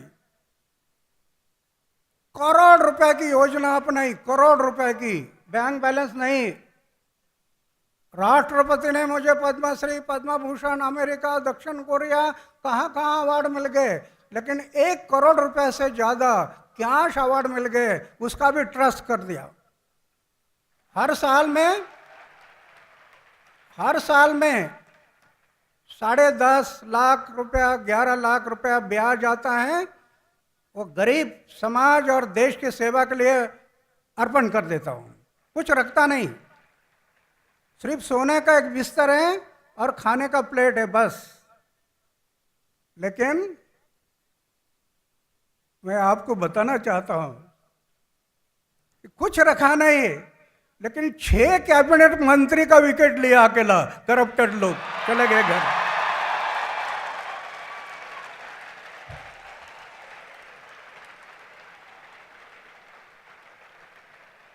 छह कैबिनेट मंत्री चले गए घर।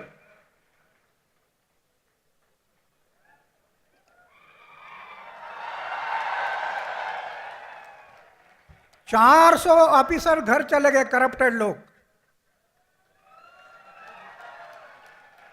मेरा कहने का मतलब यह है कि कुछ नहीं, एक फकीर आदमी है, सोने का एक बिस्तर है और खाने का एक प्लेट है, लेकिन मैं अनुभव करता हूं, अरे लखपति करोड़पति को जो आनंद नहीं मिलता होगा, मैं अनुभव करता कितना आनंद है जीवन में। और ये सब लोग दौड़ रहे हैं, सब लोग दौड़ रहे हैं आनंद के लिए, आनंद के खोज में लगे हैं। और कई लोगों की हालत ऐसी है कि एयर कंडीशन कमरे में रहते हैं, लेकिन रात को नींद नहीं आती, बोल के नींद की गोली लेकर सो रहे हैं एयर कंडीशन में। अरे अंदर आनंद, ये बाहर नहीं, आनंद अपने भीतर से मिलता है, वो सेवा से मिलता है। और सेवा में है मानव सेवा, जन सेवा, ये भगवान की पूजा है। इसलिए सभी संतों ने हमें कहा है, आपको सुख चाहिए, आपको आनंद चाहिए, तो पहले दूसरों को सुखी करो। जब तक हम दूसरों को सुखी नहीं करेंगे तब तक हमें सही आनंद नहीं मिलेगा। ये बाहर का आनंद मिलता है, क्षणिक होता है। जैसे मैं देखता हूँ कभी कभी गांव में नया मोटरसाइकिल लाते हैं होंडा, तो उसको माला पहनाते हैं, 2-3 चक्कर लगाकर घुमाकर दिखाते हैं मोटरसाइकिल लाया, तो आनंद मिलता है। रास्ते में पंचर बन गई, पेड़ के नीचे सर में हाथ देकर बैठ जाता है, पीछे दुख छुपा हुआ है। सही आनंद, जब तक हम दूसरों को सुखी नहीं करेंगे तब तक सही आनंद नहीं मिलता। तो मुझे स्वामी विवेकानंद से ये प्रेरणा मिली और जीवन में मैंने ये तय किया। उसके बाद महात्मा गांधी के विचारों का प्रभाव पड़ गया जीवन में। और मेरा ये गांव जो 2500 आबादी का गांव, उसको हाथ में लिया। 80% लोग भूखे हैं, रोटी, कपड़ा और मकान ये हम लोग प्रत्यक्ष किया है। इसलिए मैं बता रहा हूँ कि 80% लोग भूखे सोते थे, 6-6 किलोमीटर पत्थर तोड़ने के लिए जाते थे। हाथ के लिए काम नहीं, पेट के लिए रोटी नहीं, शराब की भट्टी शुरू कर दी लोगों ने। आज आप देख सकते हैं उसी गांव में, आज देख सकते हैं किसी विदेश का पैसा नहीं, किसी उद्योगपति का पैसा नहीं, किसी का डोनेशन नहीं। वही गांव, वही लोग, वही जमीन क्या किया, वर्षा का जो पानी है उसका बूंद न बूंद को रोका। गांव के एरिया में घास को बढ़ाया, पेड़ को बढ़ाया, सीसीटी, गली प्लगिंग, लूज बॉर्डर स्ट्रक्चर, नाला बांध, check dam, gabion dam, series में वो पानी को रोका, जमीन में रिचार्ज किया, अंडरग्राउंड वाटर टेबल को बढ़ाया। और आज आप देख सकते हैं जिस गांव में 80% लोगों को खाने के लिए अनाज नहीं था, आज उस गांव में हर साल 200, 250, 250 ट्रक प्याज मद्रास, दावनगिरी, बेंगलोर जा रहा है। करोड़ रुपए आ रहे गांव में, करोड़ रुपए। जिस गांव में 300 लीटर दूध बाहर नहीं जाता था, 300 लीटर, आज हर दिन 5,500 लीटर दूध बाहर जा रहा है और 1.25 से 1.5 लाख रुपया गांव में आ रहा है। मेरा कहने का मतलब ये है, रोटी कपड़ा मकान, ये हम अपने गांव में ये प्रश्न छुड़ा सकते हैं, छुड़ा सकते हैं, लेकिन कब छूटेगा? जिन्होंने समाज को बताना है उसका चारित्र शुद्ध होना। सिर्फ शब्दों से परिवर्तन नहीं होगा, भाषण से समाज नहीं बदलेगा। अगर समाज को बदलना है तो शब्द और कृति को जोड़ना जरूरी है, कथनी और करनी। कहने वालों का चारित्र शुद्ध होना, शुद्ध आचार, शुद्ध विचार, निष्कलंक जीवन, जीवन में दाग नहीं कौन सा भी, शुद्ध आचार, शुद्ध विचार, निष्कलंक जीवन, जीवन में थोड़ा त्याग होना, त्याग। त्याग के बिना नहीं होगा। ये भारत की भूमि हजारों साल से हमें कहती आ रही है, किसी ना किसी को त्याग करना पड़ता है। समाज और देश के भलाई के लिए किसी ना किसी को त्याग करना पड़ता है। दाना से भरा भुट्टा नजर आता है खेती में, ज्वार, बाजरा, मक्का, दाना से भरा भुट्टा नजर आता है, लेकिन कब नजर आता है? पहले एक दाना को त्याग करना पड़ता है। एक दाना अपने आप को जमीन में मिटा लेता है, तब भुट्टा नजर आता है। पहले एक दाना जमीन में नहीं गया तो भुट्टे कैसे नजर आएंगे? आज इस देश के लिए, इस समाज के लिए उस एक दाने की जरूरत है, जमीन में जाने वाला। लेकिन बहुत दाने ऐसे सोचते हैं, क्यों जमीन में जाना, मुझे तो रहने के लिए माड़ी है, घूमने के लिए गाड़ी है, मैं जमीन में क्यों जाना। कई दाने सोचते हैं जमीन में क्यों जाना। जो दाने ऐसे सोचते हैं कि जमीन में क्यों जाना, और जो दाने जमीन में नहीं जाते वही दाने नष्ट हो जाते हैं। क्योंकि जो दाने जमीन में नहीं जाते वही दाने चक्की में जाते हैं, पीसते हैं और उनका आटा बन जाता है। आटा कौन से दानों का बनता है? जो जमीन में नहीं जाते उनका आटा बनता है। जमीन में जाने वालों दानों का आटा नहीं बनता, वो तो हजारों दानों को निर्माण करता है। मेरा कहने का मतलब है कि रोटी कपड़ा मकान, अपने अपने गांव में हम हर युवकों ने इस बात को अगर सोचा तो अपने गांव का ये प्रश्न हम गांव में छुड़ा सकते हैं, रोटी कपड़ा मकान। ये तो हम कई गांव में प्रयोग किया, एक गांव नहीं, कई गांव में। 5 लोगों ने पीएचडी की। और कैसे छूटता है प्रश्न, यह देखने के लिए पूरे देश के लोग पिछले 12 साल में 8 लाख लोग आकर उधर स्टडी किया। 8 लाख लोग पूरे देश के, कितना प्रभाव आता है। तो मेरी विनती है यहाँ बैठे हुए युवकों के लिए, युवा शक्ति एक राष्ट्र शक्ति है।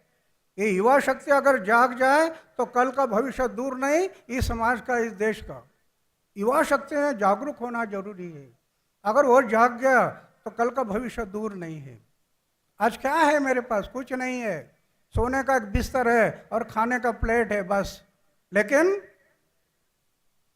6 कानून लोकपाल भारत सरकार को भी झुकना पड़ा ना। आप लोग जब खड़े हो गए पूरे देश में तो भारत सरकार को भी झुकना पड़ा और लोकपाल कानून लाना पड़ा। आगे भी हमें कई कानून बनाने हैं, लेकिन बहुत लोग क्या करते हैं, अभी मैं घूमता हूँ देश में, गाड़ी से उतर जाता हूँ तो लोग नारे लगाते हैं, आप जैसे युवक भी होते हैं, अन्ना हजारे आगे बढ़ो हम तुम्हारे साथ हैं, अन्ना हजारे आगे बढ़ो हम तुम्हारे साथ हैं। पीछे लौट कर देखे तो कोई नहीं। सब मिलकर ये लड़ाई लड़ना है। अभी ये आज़ादी की दूसरी लड़ाई है, लड़ाई लड़ना पड़ेगा। तो मेरा कहने का मतलब ये है कि रोटी कपड़ा मकान ये प्रश्न हम गांव में हम प्रयोग किए तो ये प्रश्न छूट सकते हैं, यह असंभव नहीं है। सिर्फ उसके लिए ज़रूरत है वो एक दाने की, ज़रूरत है एक दाने की, जो जमीन में जाने वाला दाना, उसकी ज़रूरत है। अगर वो दाना निर्माण हो गया तो ये प्रश्न छूट सकते हैं। मेरा भाषण नहीं है ये, मैं एक दाना बना, 25 साल की उम्र में सोचा एक दाना बनना। आज भुट्टा नजर आ रहा है, दाना से भरा हुआ भुट्टा नजर आ रहा है। तो मेरा कहने का मतलब यही है कि आप सब युवा, मुझे एक बात अच्छी लगी कि यहाँ जो भारतीय छात्र संसद में आप सब छात्र नवयुवक अपने खर्चा से आकर इस सम्मेलन में जो सहभागी हुए हैं, ये मुझे बड़ा खुशी मिला। मैं आपके तरफ में देखकर मुझे 2 कदम आगे बढ़ाने की शक्ति मिली। मेरी उम्र हो गई अभी 77, लेकिन आप लोगों का भी कई लोगों ने भाषण दिया, वो सुना, आपका जो उत्साह देखा तो मुझे ये महसूस हो रहा है, अरे 77 क्या, अभी मैं 100 ईयर पार करूंगा देश के लिए, 100 पार करूंगा, जीऊंगा देश के लिए। मैंने तय किया था ना, जब तक जीऊंगा देश के लिए, जिस दिन मैं मरूंगा समाज और देश की सेवा करते करते मरूंगा, ये मैंने व्रत लिया जीवन में। 26 साल की उम्र में 26 साल की उम्र में मैंने तय किया कि जब तक जीऊंगा समाज और देश की सेवा करूंगा, और जिस दिन मरूंगा समाज और देश की सेवा करते करते मरूंगा। ये मैंने व्रत लिया।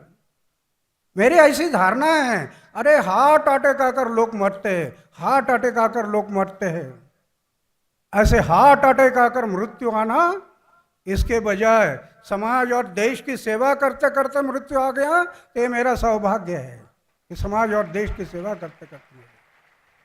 तो मैं ज़्यादा ना कहूँगा, मुझे समय बहुत कम दिया तो मैं ज़्यादा समय ले लिया है। अभी कुछ प्रश्न भी है तो मैं ज़्यादा ना कहते हुए फिर मेरे शब्दों को मैं यही पूर्वारंभ देता हूँ और विनती करता हूँ, भूलो मत, भगत सिंह, सुखदेव, राजगुरु को भूलो मत। लाखों लोगों ने कुर्बानी की हमारे आज़ादी के लिए, उनको मत भूलो। मैं अपने हृदय के साथ जोड़ो, मैंने जोड़ कर रखा है, मैंने अपने हृदय के साथ जोड़ कर रखा उनका, इसलिए मृत्यु हथेली पर लिया है। मृत्यु का भय नहीं है, मृत्यु हथेली पर लेकर लड़ रहा हूँ। हाँ, तो मृत्यु का भय नहीं है। हाँ, और ये मैंने तय किया है। तो मैं ज़्यादा ना कहते हुए अभी कोई प्रश्न आपके आने वाले हैं, प्रश्नों के साथ प्रश्न हम लेते हैं। धन्यवाद, जय हिंद। बहुत बहुत धन्यवाद अन्ना जी। पोडियम नंबर 1 से पहला सवाल रहमान गुलामी अफगानिस्तान से आते हैं। पोडियम नंबर 1 से left hand side Anna Hazare जी से अपना सवाल करेंगे अफगानिस्तान से आए छात्र रहमान गुलामी। अफगानिस्तान से एक छात्र आया है, उसका नाम है रहमान, वो आपसे अभी क्वेश्चन करने वाला है। अभी उसका फोटो आ जाएगा।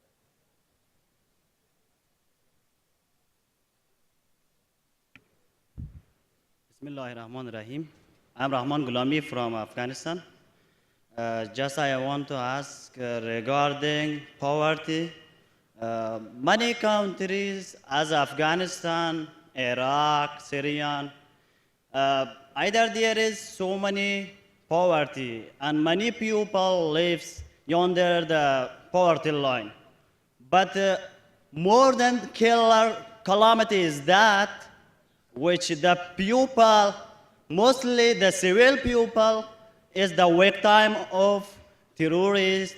So I want to know, as a Muslim boy, how I can inspire other people to stop the killing of human beings.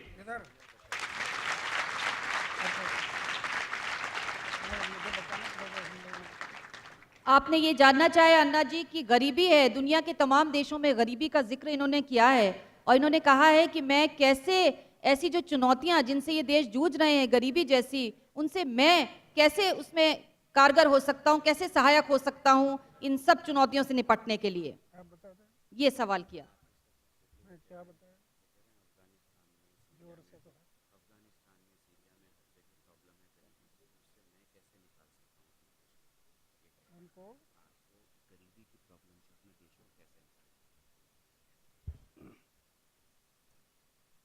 गरीबी के जो प्रॉब्लम है, जैसे मैंने कहा, कई गांव में हमारे यहाँ ये गरीबी थी, पीने के लिए पानी नहीं, खाने के लिए अनाज नहीं, भूखे रहते हैं, 6-6 किलोमीटर पत्थर तोड़ने के लिए जाते हैं।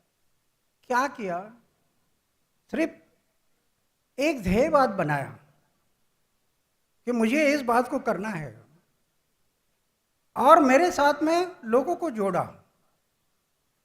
शुरू में 9 युवकों को जोड़ा, 45 युवक, उनका संगठन बनाया और वो संगठन बनाकर ये जो काम करते गए, इतना जल्दी नहीं, लेकिन शुरू में 6 साल लगे आउटपुट मिलने में, लेकिन उसके बाद आउटपुट मिला और आज दिखाई देता है कि इतने लोग, 5 लोगों ने तो उस पर पीएचडी किया कि कैसे बदलाव आता है, तो ये हो सकता है। और अब अगला सवाल हम अन्ना जी लेंगे पोडियम नंबर 2 से। यश मनोज अहमदनगर से आते हैं, अपना सवाल करेंगे अन्ना हजारे जी से। Podium number 2, left hand side. जोर से अपना सवाल पूछिए और संक्षेप में पूछिए। हम आज 21st सेंचुरी में अन्ना जी, तो क्या आपको ऐसा लगता है कि हमारे बेसिक नेसेसिटीज़ जो है उसे अभी अपडेट होना चाहिए, जैसे रोटी, कपड़ा और मकान के साथ ज्ञान, यानी कि एजुकेशन भी एक बेसिक नेसेसिटी होनी चाहिए?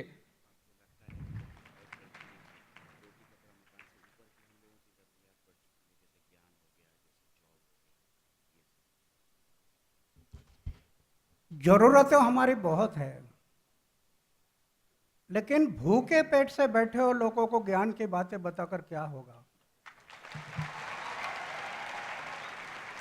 पहले उसकी भूख मिटाना चाहिए, उसके बाद हमें जरूरत बहुत है, लेकिन पहले पेट के लिए रोटी, बदन के लिए कपड़ा, रहने के लिए शिक्षा, मकान, शिक्षा, आरोग्य, ये जीवनावश्यक जरूरतें। इसके बाद कई जरूरतें हैं जीवन में, आस्ते आस्ते आस्ते आस्ते उसको पूरा करना। हाँ, ये आगे के लिए करना पड़ेगा। सिर्फ रोटी, कपड़ा, मकान इससे काम नहीं चलेगा, उसको जोड़कर और भी बातें आगे करनी पड़ेगी। अभी समय नहीं मेरे पास, नहीं तो कभी आप में से किसी को समय है तो आप देख कर आ सकते हैं कि कितनी ज़रूरतें लोगों की पूरी होती है, कैसे होती है। और अब अगला सवाल पोडियम नंबर 3 से जीनत अपना सवाल पूछेंगी। जीनत पुणे से आती हैं और अन्ना हजारे जी से सवाल करेंगी। पोडियम नंबर 3 से राइट हैंड साइड।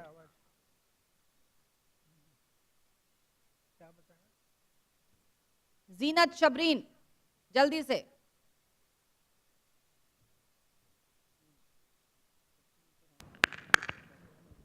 नमस्ते, हमारा क्वेश्चन बजट 2014 से है। जैसे कि पेट्रोल के प्राइसेस बहुत कम कर दिए गए हैं, लेकिन on the other hand cancer treatments और HIV पेशेंट्स के लिए ट्रीटमेंट बहुत महंगी कर दी गई है।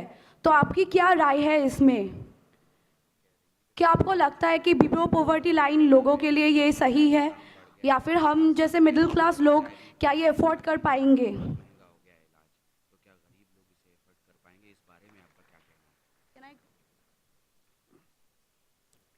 जो महंगाई बढ़ते जा रही है हर क्षेत्र की, वो गरीब के लिए बड़ा दिक्कत का काम है कि वो महंगाई के कारण ये गरीब लोग उसका मुकाबला कहाँ तक करेंगे पता नहीं। लेकिन जैसे हम लोग थोड़ा प्रयोग किया कहीं गांव में, तो गरीबों की जीवनावश्यक जरूरतें पूरी करने के बाद वो एक एक बात के साथ वो मुकाबला करने की उसमें शक्ति निर्माण होगी। लेकिन शुरुआत तो हमें करनी पड़ेगी, उसमें शक्ति निर्माण करनी पड़ेगी, एक झटपट नहीं होगा, समय लगेगा उसके लिए। बहुत बहुत धन्यवाद। और अब एक आखिरी सवाल हम लेंगे पोडियम नंबर 3 से ही। मनोहर जी अपना सवाल पूछेंगे, बैंगलोर से आते हैं, कर्नाटका से। अन्ना हजारे जी से अपना सवाल करेंगे। Podium number 3 right hand side. संक्षेप में सवाल करिए, जोर से बोलिए। नमस्कार जी। Swami Vivekananda left his home to serve needy after seeing poverty. Even Gandhi ji left his home to serve India after leaving poverty. Why can't this poverty leave after seeing these rich persons in our country? एक बात है, महात्मा गांधी ने या स्वामी विवेकानंद ने अपना घर छोड़ा लेकिन परिवार छोड़ा नहीं। छोटा परिवार करना था, वो छोटा ना करते हुए बड़ा परिवार बनाया। और जितना परिवार बड़ा बनेगा उतना आनंद मिलेगा जीवन में। तो छोटे परिवार में दुख होता है, जितना परिवार बड़ा बनेगा उतना आनंद मिलेगा। क्योंकि बड़े परिवार में मेरा नहीं होता, छोटा परिवार है उसमें सब मेरा होता है। ये मेरा, ओ मेरा, ये मेरा, ओ मेरा। लैट्रिन का डब्बा गुम हो गया तभी सोचते बैठता कहाँ गया, क्या हो गया। छोटा परिवार को बड़ा करो। जो स्वामी विवेकानंद, महात्मा गांधी ने जो परिवार किया, बड़ा परिवार किया। अभी उनका आदर्श लेकर मुझे इतना काम नहीं कर पाया मैं, लेकिन उनका एक बात तो मेरे जीवन में आ गया कि मैंने छोटा परिवार ना करते हुए बड़ा परिवार किया, और बड़ा परिवार करने के बाद आज परिवर्तन दिखाई दे रहा है। बहुत बहुत धन्यवाद अन्ना जी, आपने समय निकाला और हमारे प्रश्नों के जवाब दिए। बहुत बहुत धन्यवाद। तालियों के साथ अन्ना जी का धन्यवाद और आभार प्रकट करेंगे।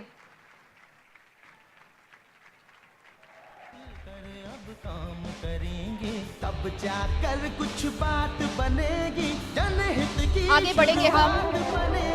भारतीय छात्र संसद, भारतीय छात्र संसद, भारतीय छात्र संसद। मित्रों, भारतीय छात्र संसद का ये सफर सिर्फ पुणे तक ही नहीं है।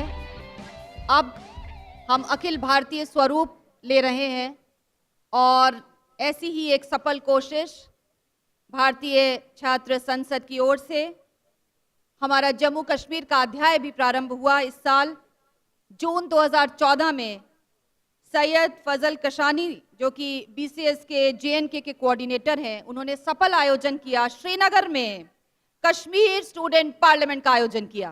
तालियों के साथ आज भारतीय छात्र संसद के मंच से हम उनका अभिनंदन करेंगे। मैं अनुरोध करूंगी राहुल कराड़ जी से, भारतीय छात्र संसद के संस्थापक और संयोजक श्री सैयद फजल कशानी जी का, जिन्होंने कश्मीर स्टूडेंट पार्लियामेंट का सफल आयोजन करके पैन इंडियन स्वरूप दिया। अन्ना जी के हाथों ये सम्मान कशानी जी के लिए। भारत अपनी आँख का और अब तन मन धन से भी है प्यारा। तालियों की गड़गड़ाहट के साथ भारतीय छात्र संसद के नाम धन्यवाद। और अब मेरी अपेक्षा है कि आप सब लोगों में से काफ़ी सारे लोग, ये जो उदाहरण है यहाँ पे आपके सामने, मतलब इतना कमिटेडली अराउंड 1500 स्टूडेंट्स ही could gather in Jammu Kashmir, a very sensitive place, और वहाँ पे उन्होंने ये 2 दिन का ये सम्मेलन स्टूडेंट पार्लियामेंट वहाँ पे किया। मैं चाहता हूँ हर कोई आप अपनी अपनी जगह पे जाके इस तरीके से इनिशिएटिव लेना ज़रूरी होगा और ऐसे काफ़ी सारे प्लेटफॉर्म्स 120 करोड़ की आबादी का अपना भारत होने चाहिए, मैं आपसे अपेक्षा करता हूँ। Thank you.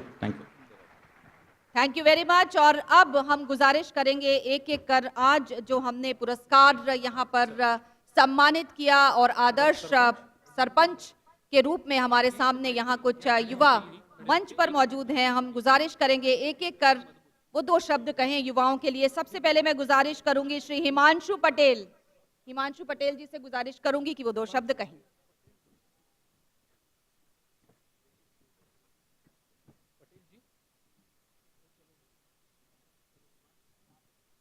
चले गए, अच्छा आगे बढ़ेंगे हम। आरती देवी हमारे साथ। आरती जी आप 2 शब्द कहेंगी हमारे भारतीय छात्र संसद के मंच पर हमारे तमाम। मैं आरती देवी उपस्थित समस्त अतिथि वृंद को नमस्कार करती हूँ। कौन कहता है नारी अबला, कौन कहता है नारी दुर्बला, मैं तो कहती हूँ नारी पढ़ो आगे बढ़ो। इस सपना को साकार करने के लिए मैं अपना नौकरी छोड़ी, अपना गांव में कदम रखी, एक साबालक शिक्षा आंदोलन शुरू की। No thumb impression, only signature. इसको अभी महाराष्ट्र में मेरा एक दोस्त डॉक्टर जिग्ना शाह ने भी शुरुआत कर दिए है।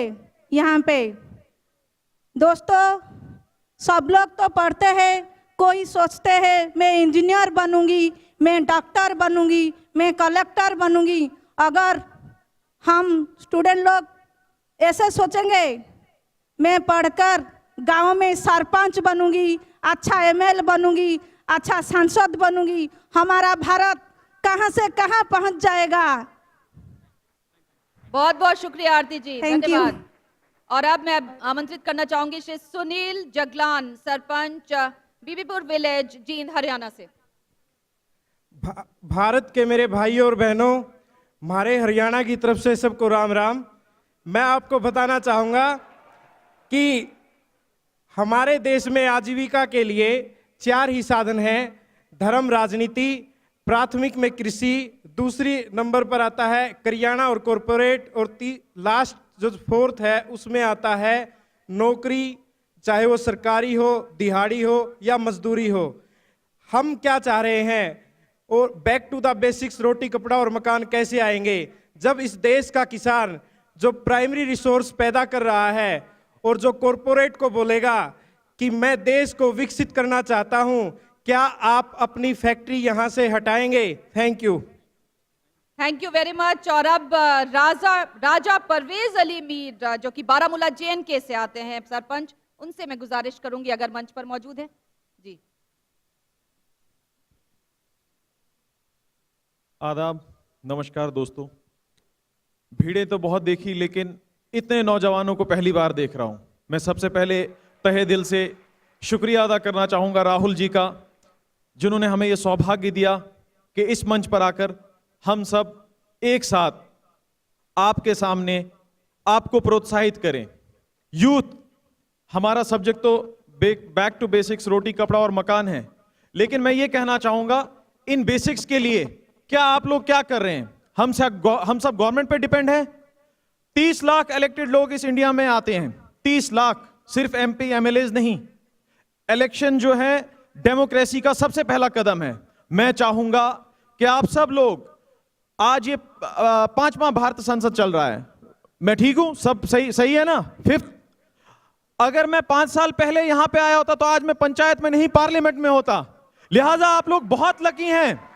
मैं आप सबको सलाम करता हूं कि आप लोग यहां से जुड़े हैं इस मंच से, और अपील करूंगा कि ज्यादा से ज्यादा युवाओं को, नौजवानों को इसके साथ जोड़ें। ये गुलदस्ते आप देख रहे हैं, तरह तरह के फूल है इसमें, कितने लाल पीले, लेकिन जब एक साथ है तो कितने खूबसूरत लग रहे हैं। यही सब गुलदस्ते, यही सब फूल आप है, और इन्हें बनाने वाले राहुल जी हैं जिन्होंने हमें इस मंच में मौका दिया। Thank you so much. शुक्रिया, बहुत बहुत शुक्रिया। और अब भद्रेश वामजा, अमरेली, गुजरात से। पहले तो मैं भारतीय छात्र संसद में मुझे बुलाने और सम्मानित करने पर शुक्रिया अदा करता हूँ और गौरव महसूस करता हूँ कि आज आपको 2 शब्द कहने का मुझे मौका दिया गया। मैं कुछ कहना चाहूँगा। हो गई है पीड़ पर्वत से पिघलनी चाहिए, इस हिमालय से कोई गंगा निकलनी चाहिए। सिर्फ हंगामा खड़ा करना मेरा मकसद नहीं, मेरी कोशिश है कि ये सूरत बदलनी चाहिए। दोस्तों, सिर्फ हंगामा खड़ा करने से कुछ नहीं होगा, बल्कि हम प्रबुद्ध नागरिक बनकर अपना कर्तव्य निभाए तो दुनिया की कोई ताकत हमारा मुकाबला नहीं कर सकती। आज हमारे पास गाइडेड मिसाइल्स है, लेकिन पूरा एक समाज अनगाइडेड है। अगर भारतवर्ष को विश्वगुरु बनाना है तो हम अपने कर्तव्य, हक और नागरिक धर्म को सच्चे रूप से, सच्चे मन से जागरूक होना होगा। आज भारत के युवा धन को मैं कहना चाहूँगा कि भारत लोकशाही में हमें अपने प्रत्यक्ष और परोक्ष रूप से अपनी तय करनी होगी। और मैं एक कहना चाहूँगा कि हम सब युवाओं को आज एकजुट होकर देश को बनाना है, देश को आगे ले जाना है। तो मैं कहना चाहूँगा कि आप युवा होकर साल में एक बार एक RTI फाइल कीजिए और करप्शन हटाइए, देखें देश कैसे बनता है। थैंक यू, बहुत बहुत शुक्रिया भद्रेश। और अब गुरमीत बाजवा, कांग, जम्मू कश्मीर। Thank you. भारत शास्त्र संसद, शायद 4 साल पहले जब मैंने इलेक्शन लड़ा तभी मैंने सोचा भी नहीं था कि मैं यहाँ पे आऊँगा और इतने बड़े प्लेटफॉर्म पर मैं आपके सामने रहूँगा। हमारा जो आज का टॉपिक है बैक टू बेसिक, रोटी कपड़ा और मकान। शायद जब मैं ट्रेन से आ रहा था फ्रॉम जम्मू टू पुणे, तो हमें जगह जगह लोग मिलते हैं जो हमसे मांगते हैं कि भाई रोटी के लिए पैसे दे दो, रोटी के लिए पैसे दे दो। और जिनसे मांगते हैं तो आगे लोगों के अलग अलग व्यूज़ होते हैं। कोई कहता है यार अपना काम कर, कोई कहता है कि इनका काम ही यही है, कोई कहता है कि तू काम क्यों नहीं करता है।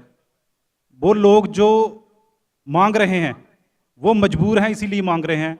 शायद एक पंजाबी में एक कहावत है कि पेट ना पईयां रोटियां और सभे गल्लां खोटियां। जब तक पेट में रोटी ना हो तो कोई भी बात अच्छी नहीं लगती है। इसलिए किसी भूखे को किसी ने पूछा कि आपको क्या चाहिए, एक और एक कितने होते हैं, तो उन्होंने बोला कि 2 रोटियां। इसलिए मेरा मैसेज ये है कि हम लोग हर चीज़ के लिए गवर्नमेंट को ब्लेम करते हैं। रोटी नहीं है, बिजली नहीं है, पानी नहीं है, तो इसके लिए गवर्नमेंट जिम्मेवार है। लेकिन हम लोग क्या कर रहे हैं? हम लोगों को सामने आना चाहिए और अपने देश के लिए कुछ करना चाहिए। राइट, कन्याकुमारी से लेकर कश्मीर तक जब तक हम लोग एक नहीं होंगे, इस देश का भला नहीं होगा। और जितनी भी हमें लोग बांट रहे हैं सियासत के नाम पे, धर्म के नाम पे, जात के नाम पे, उनको हमें ना बोलनी चाहिए और सबको एकजुट होकर चलना चाहिए। Thank you.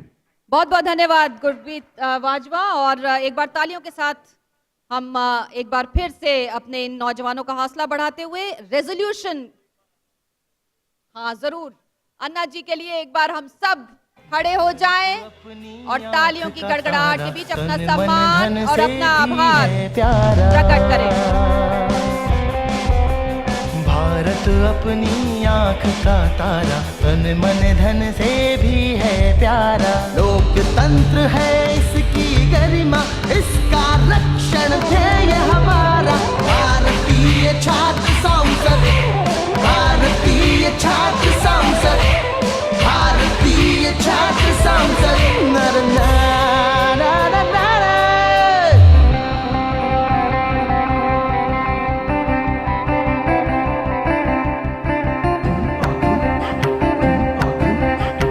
Sunny Baba gamma पनी सानी सा गामा गा सानी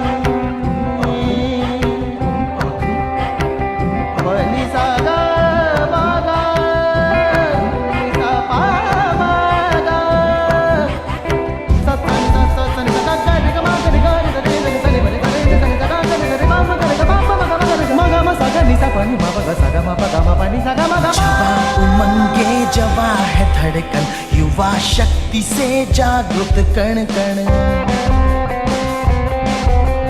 जवा उमंगे जवा है धड़कन, युवा शक्ति से जागृत कण कण। जो भी कमी है हम भर देंगे, जो न हुआ है हम कर देंगे। भारतीय छात्र संसद, भारतीय छात्र संसद, भारतीय छात्र संसद।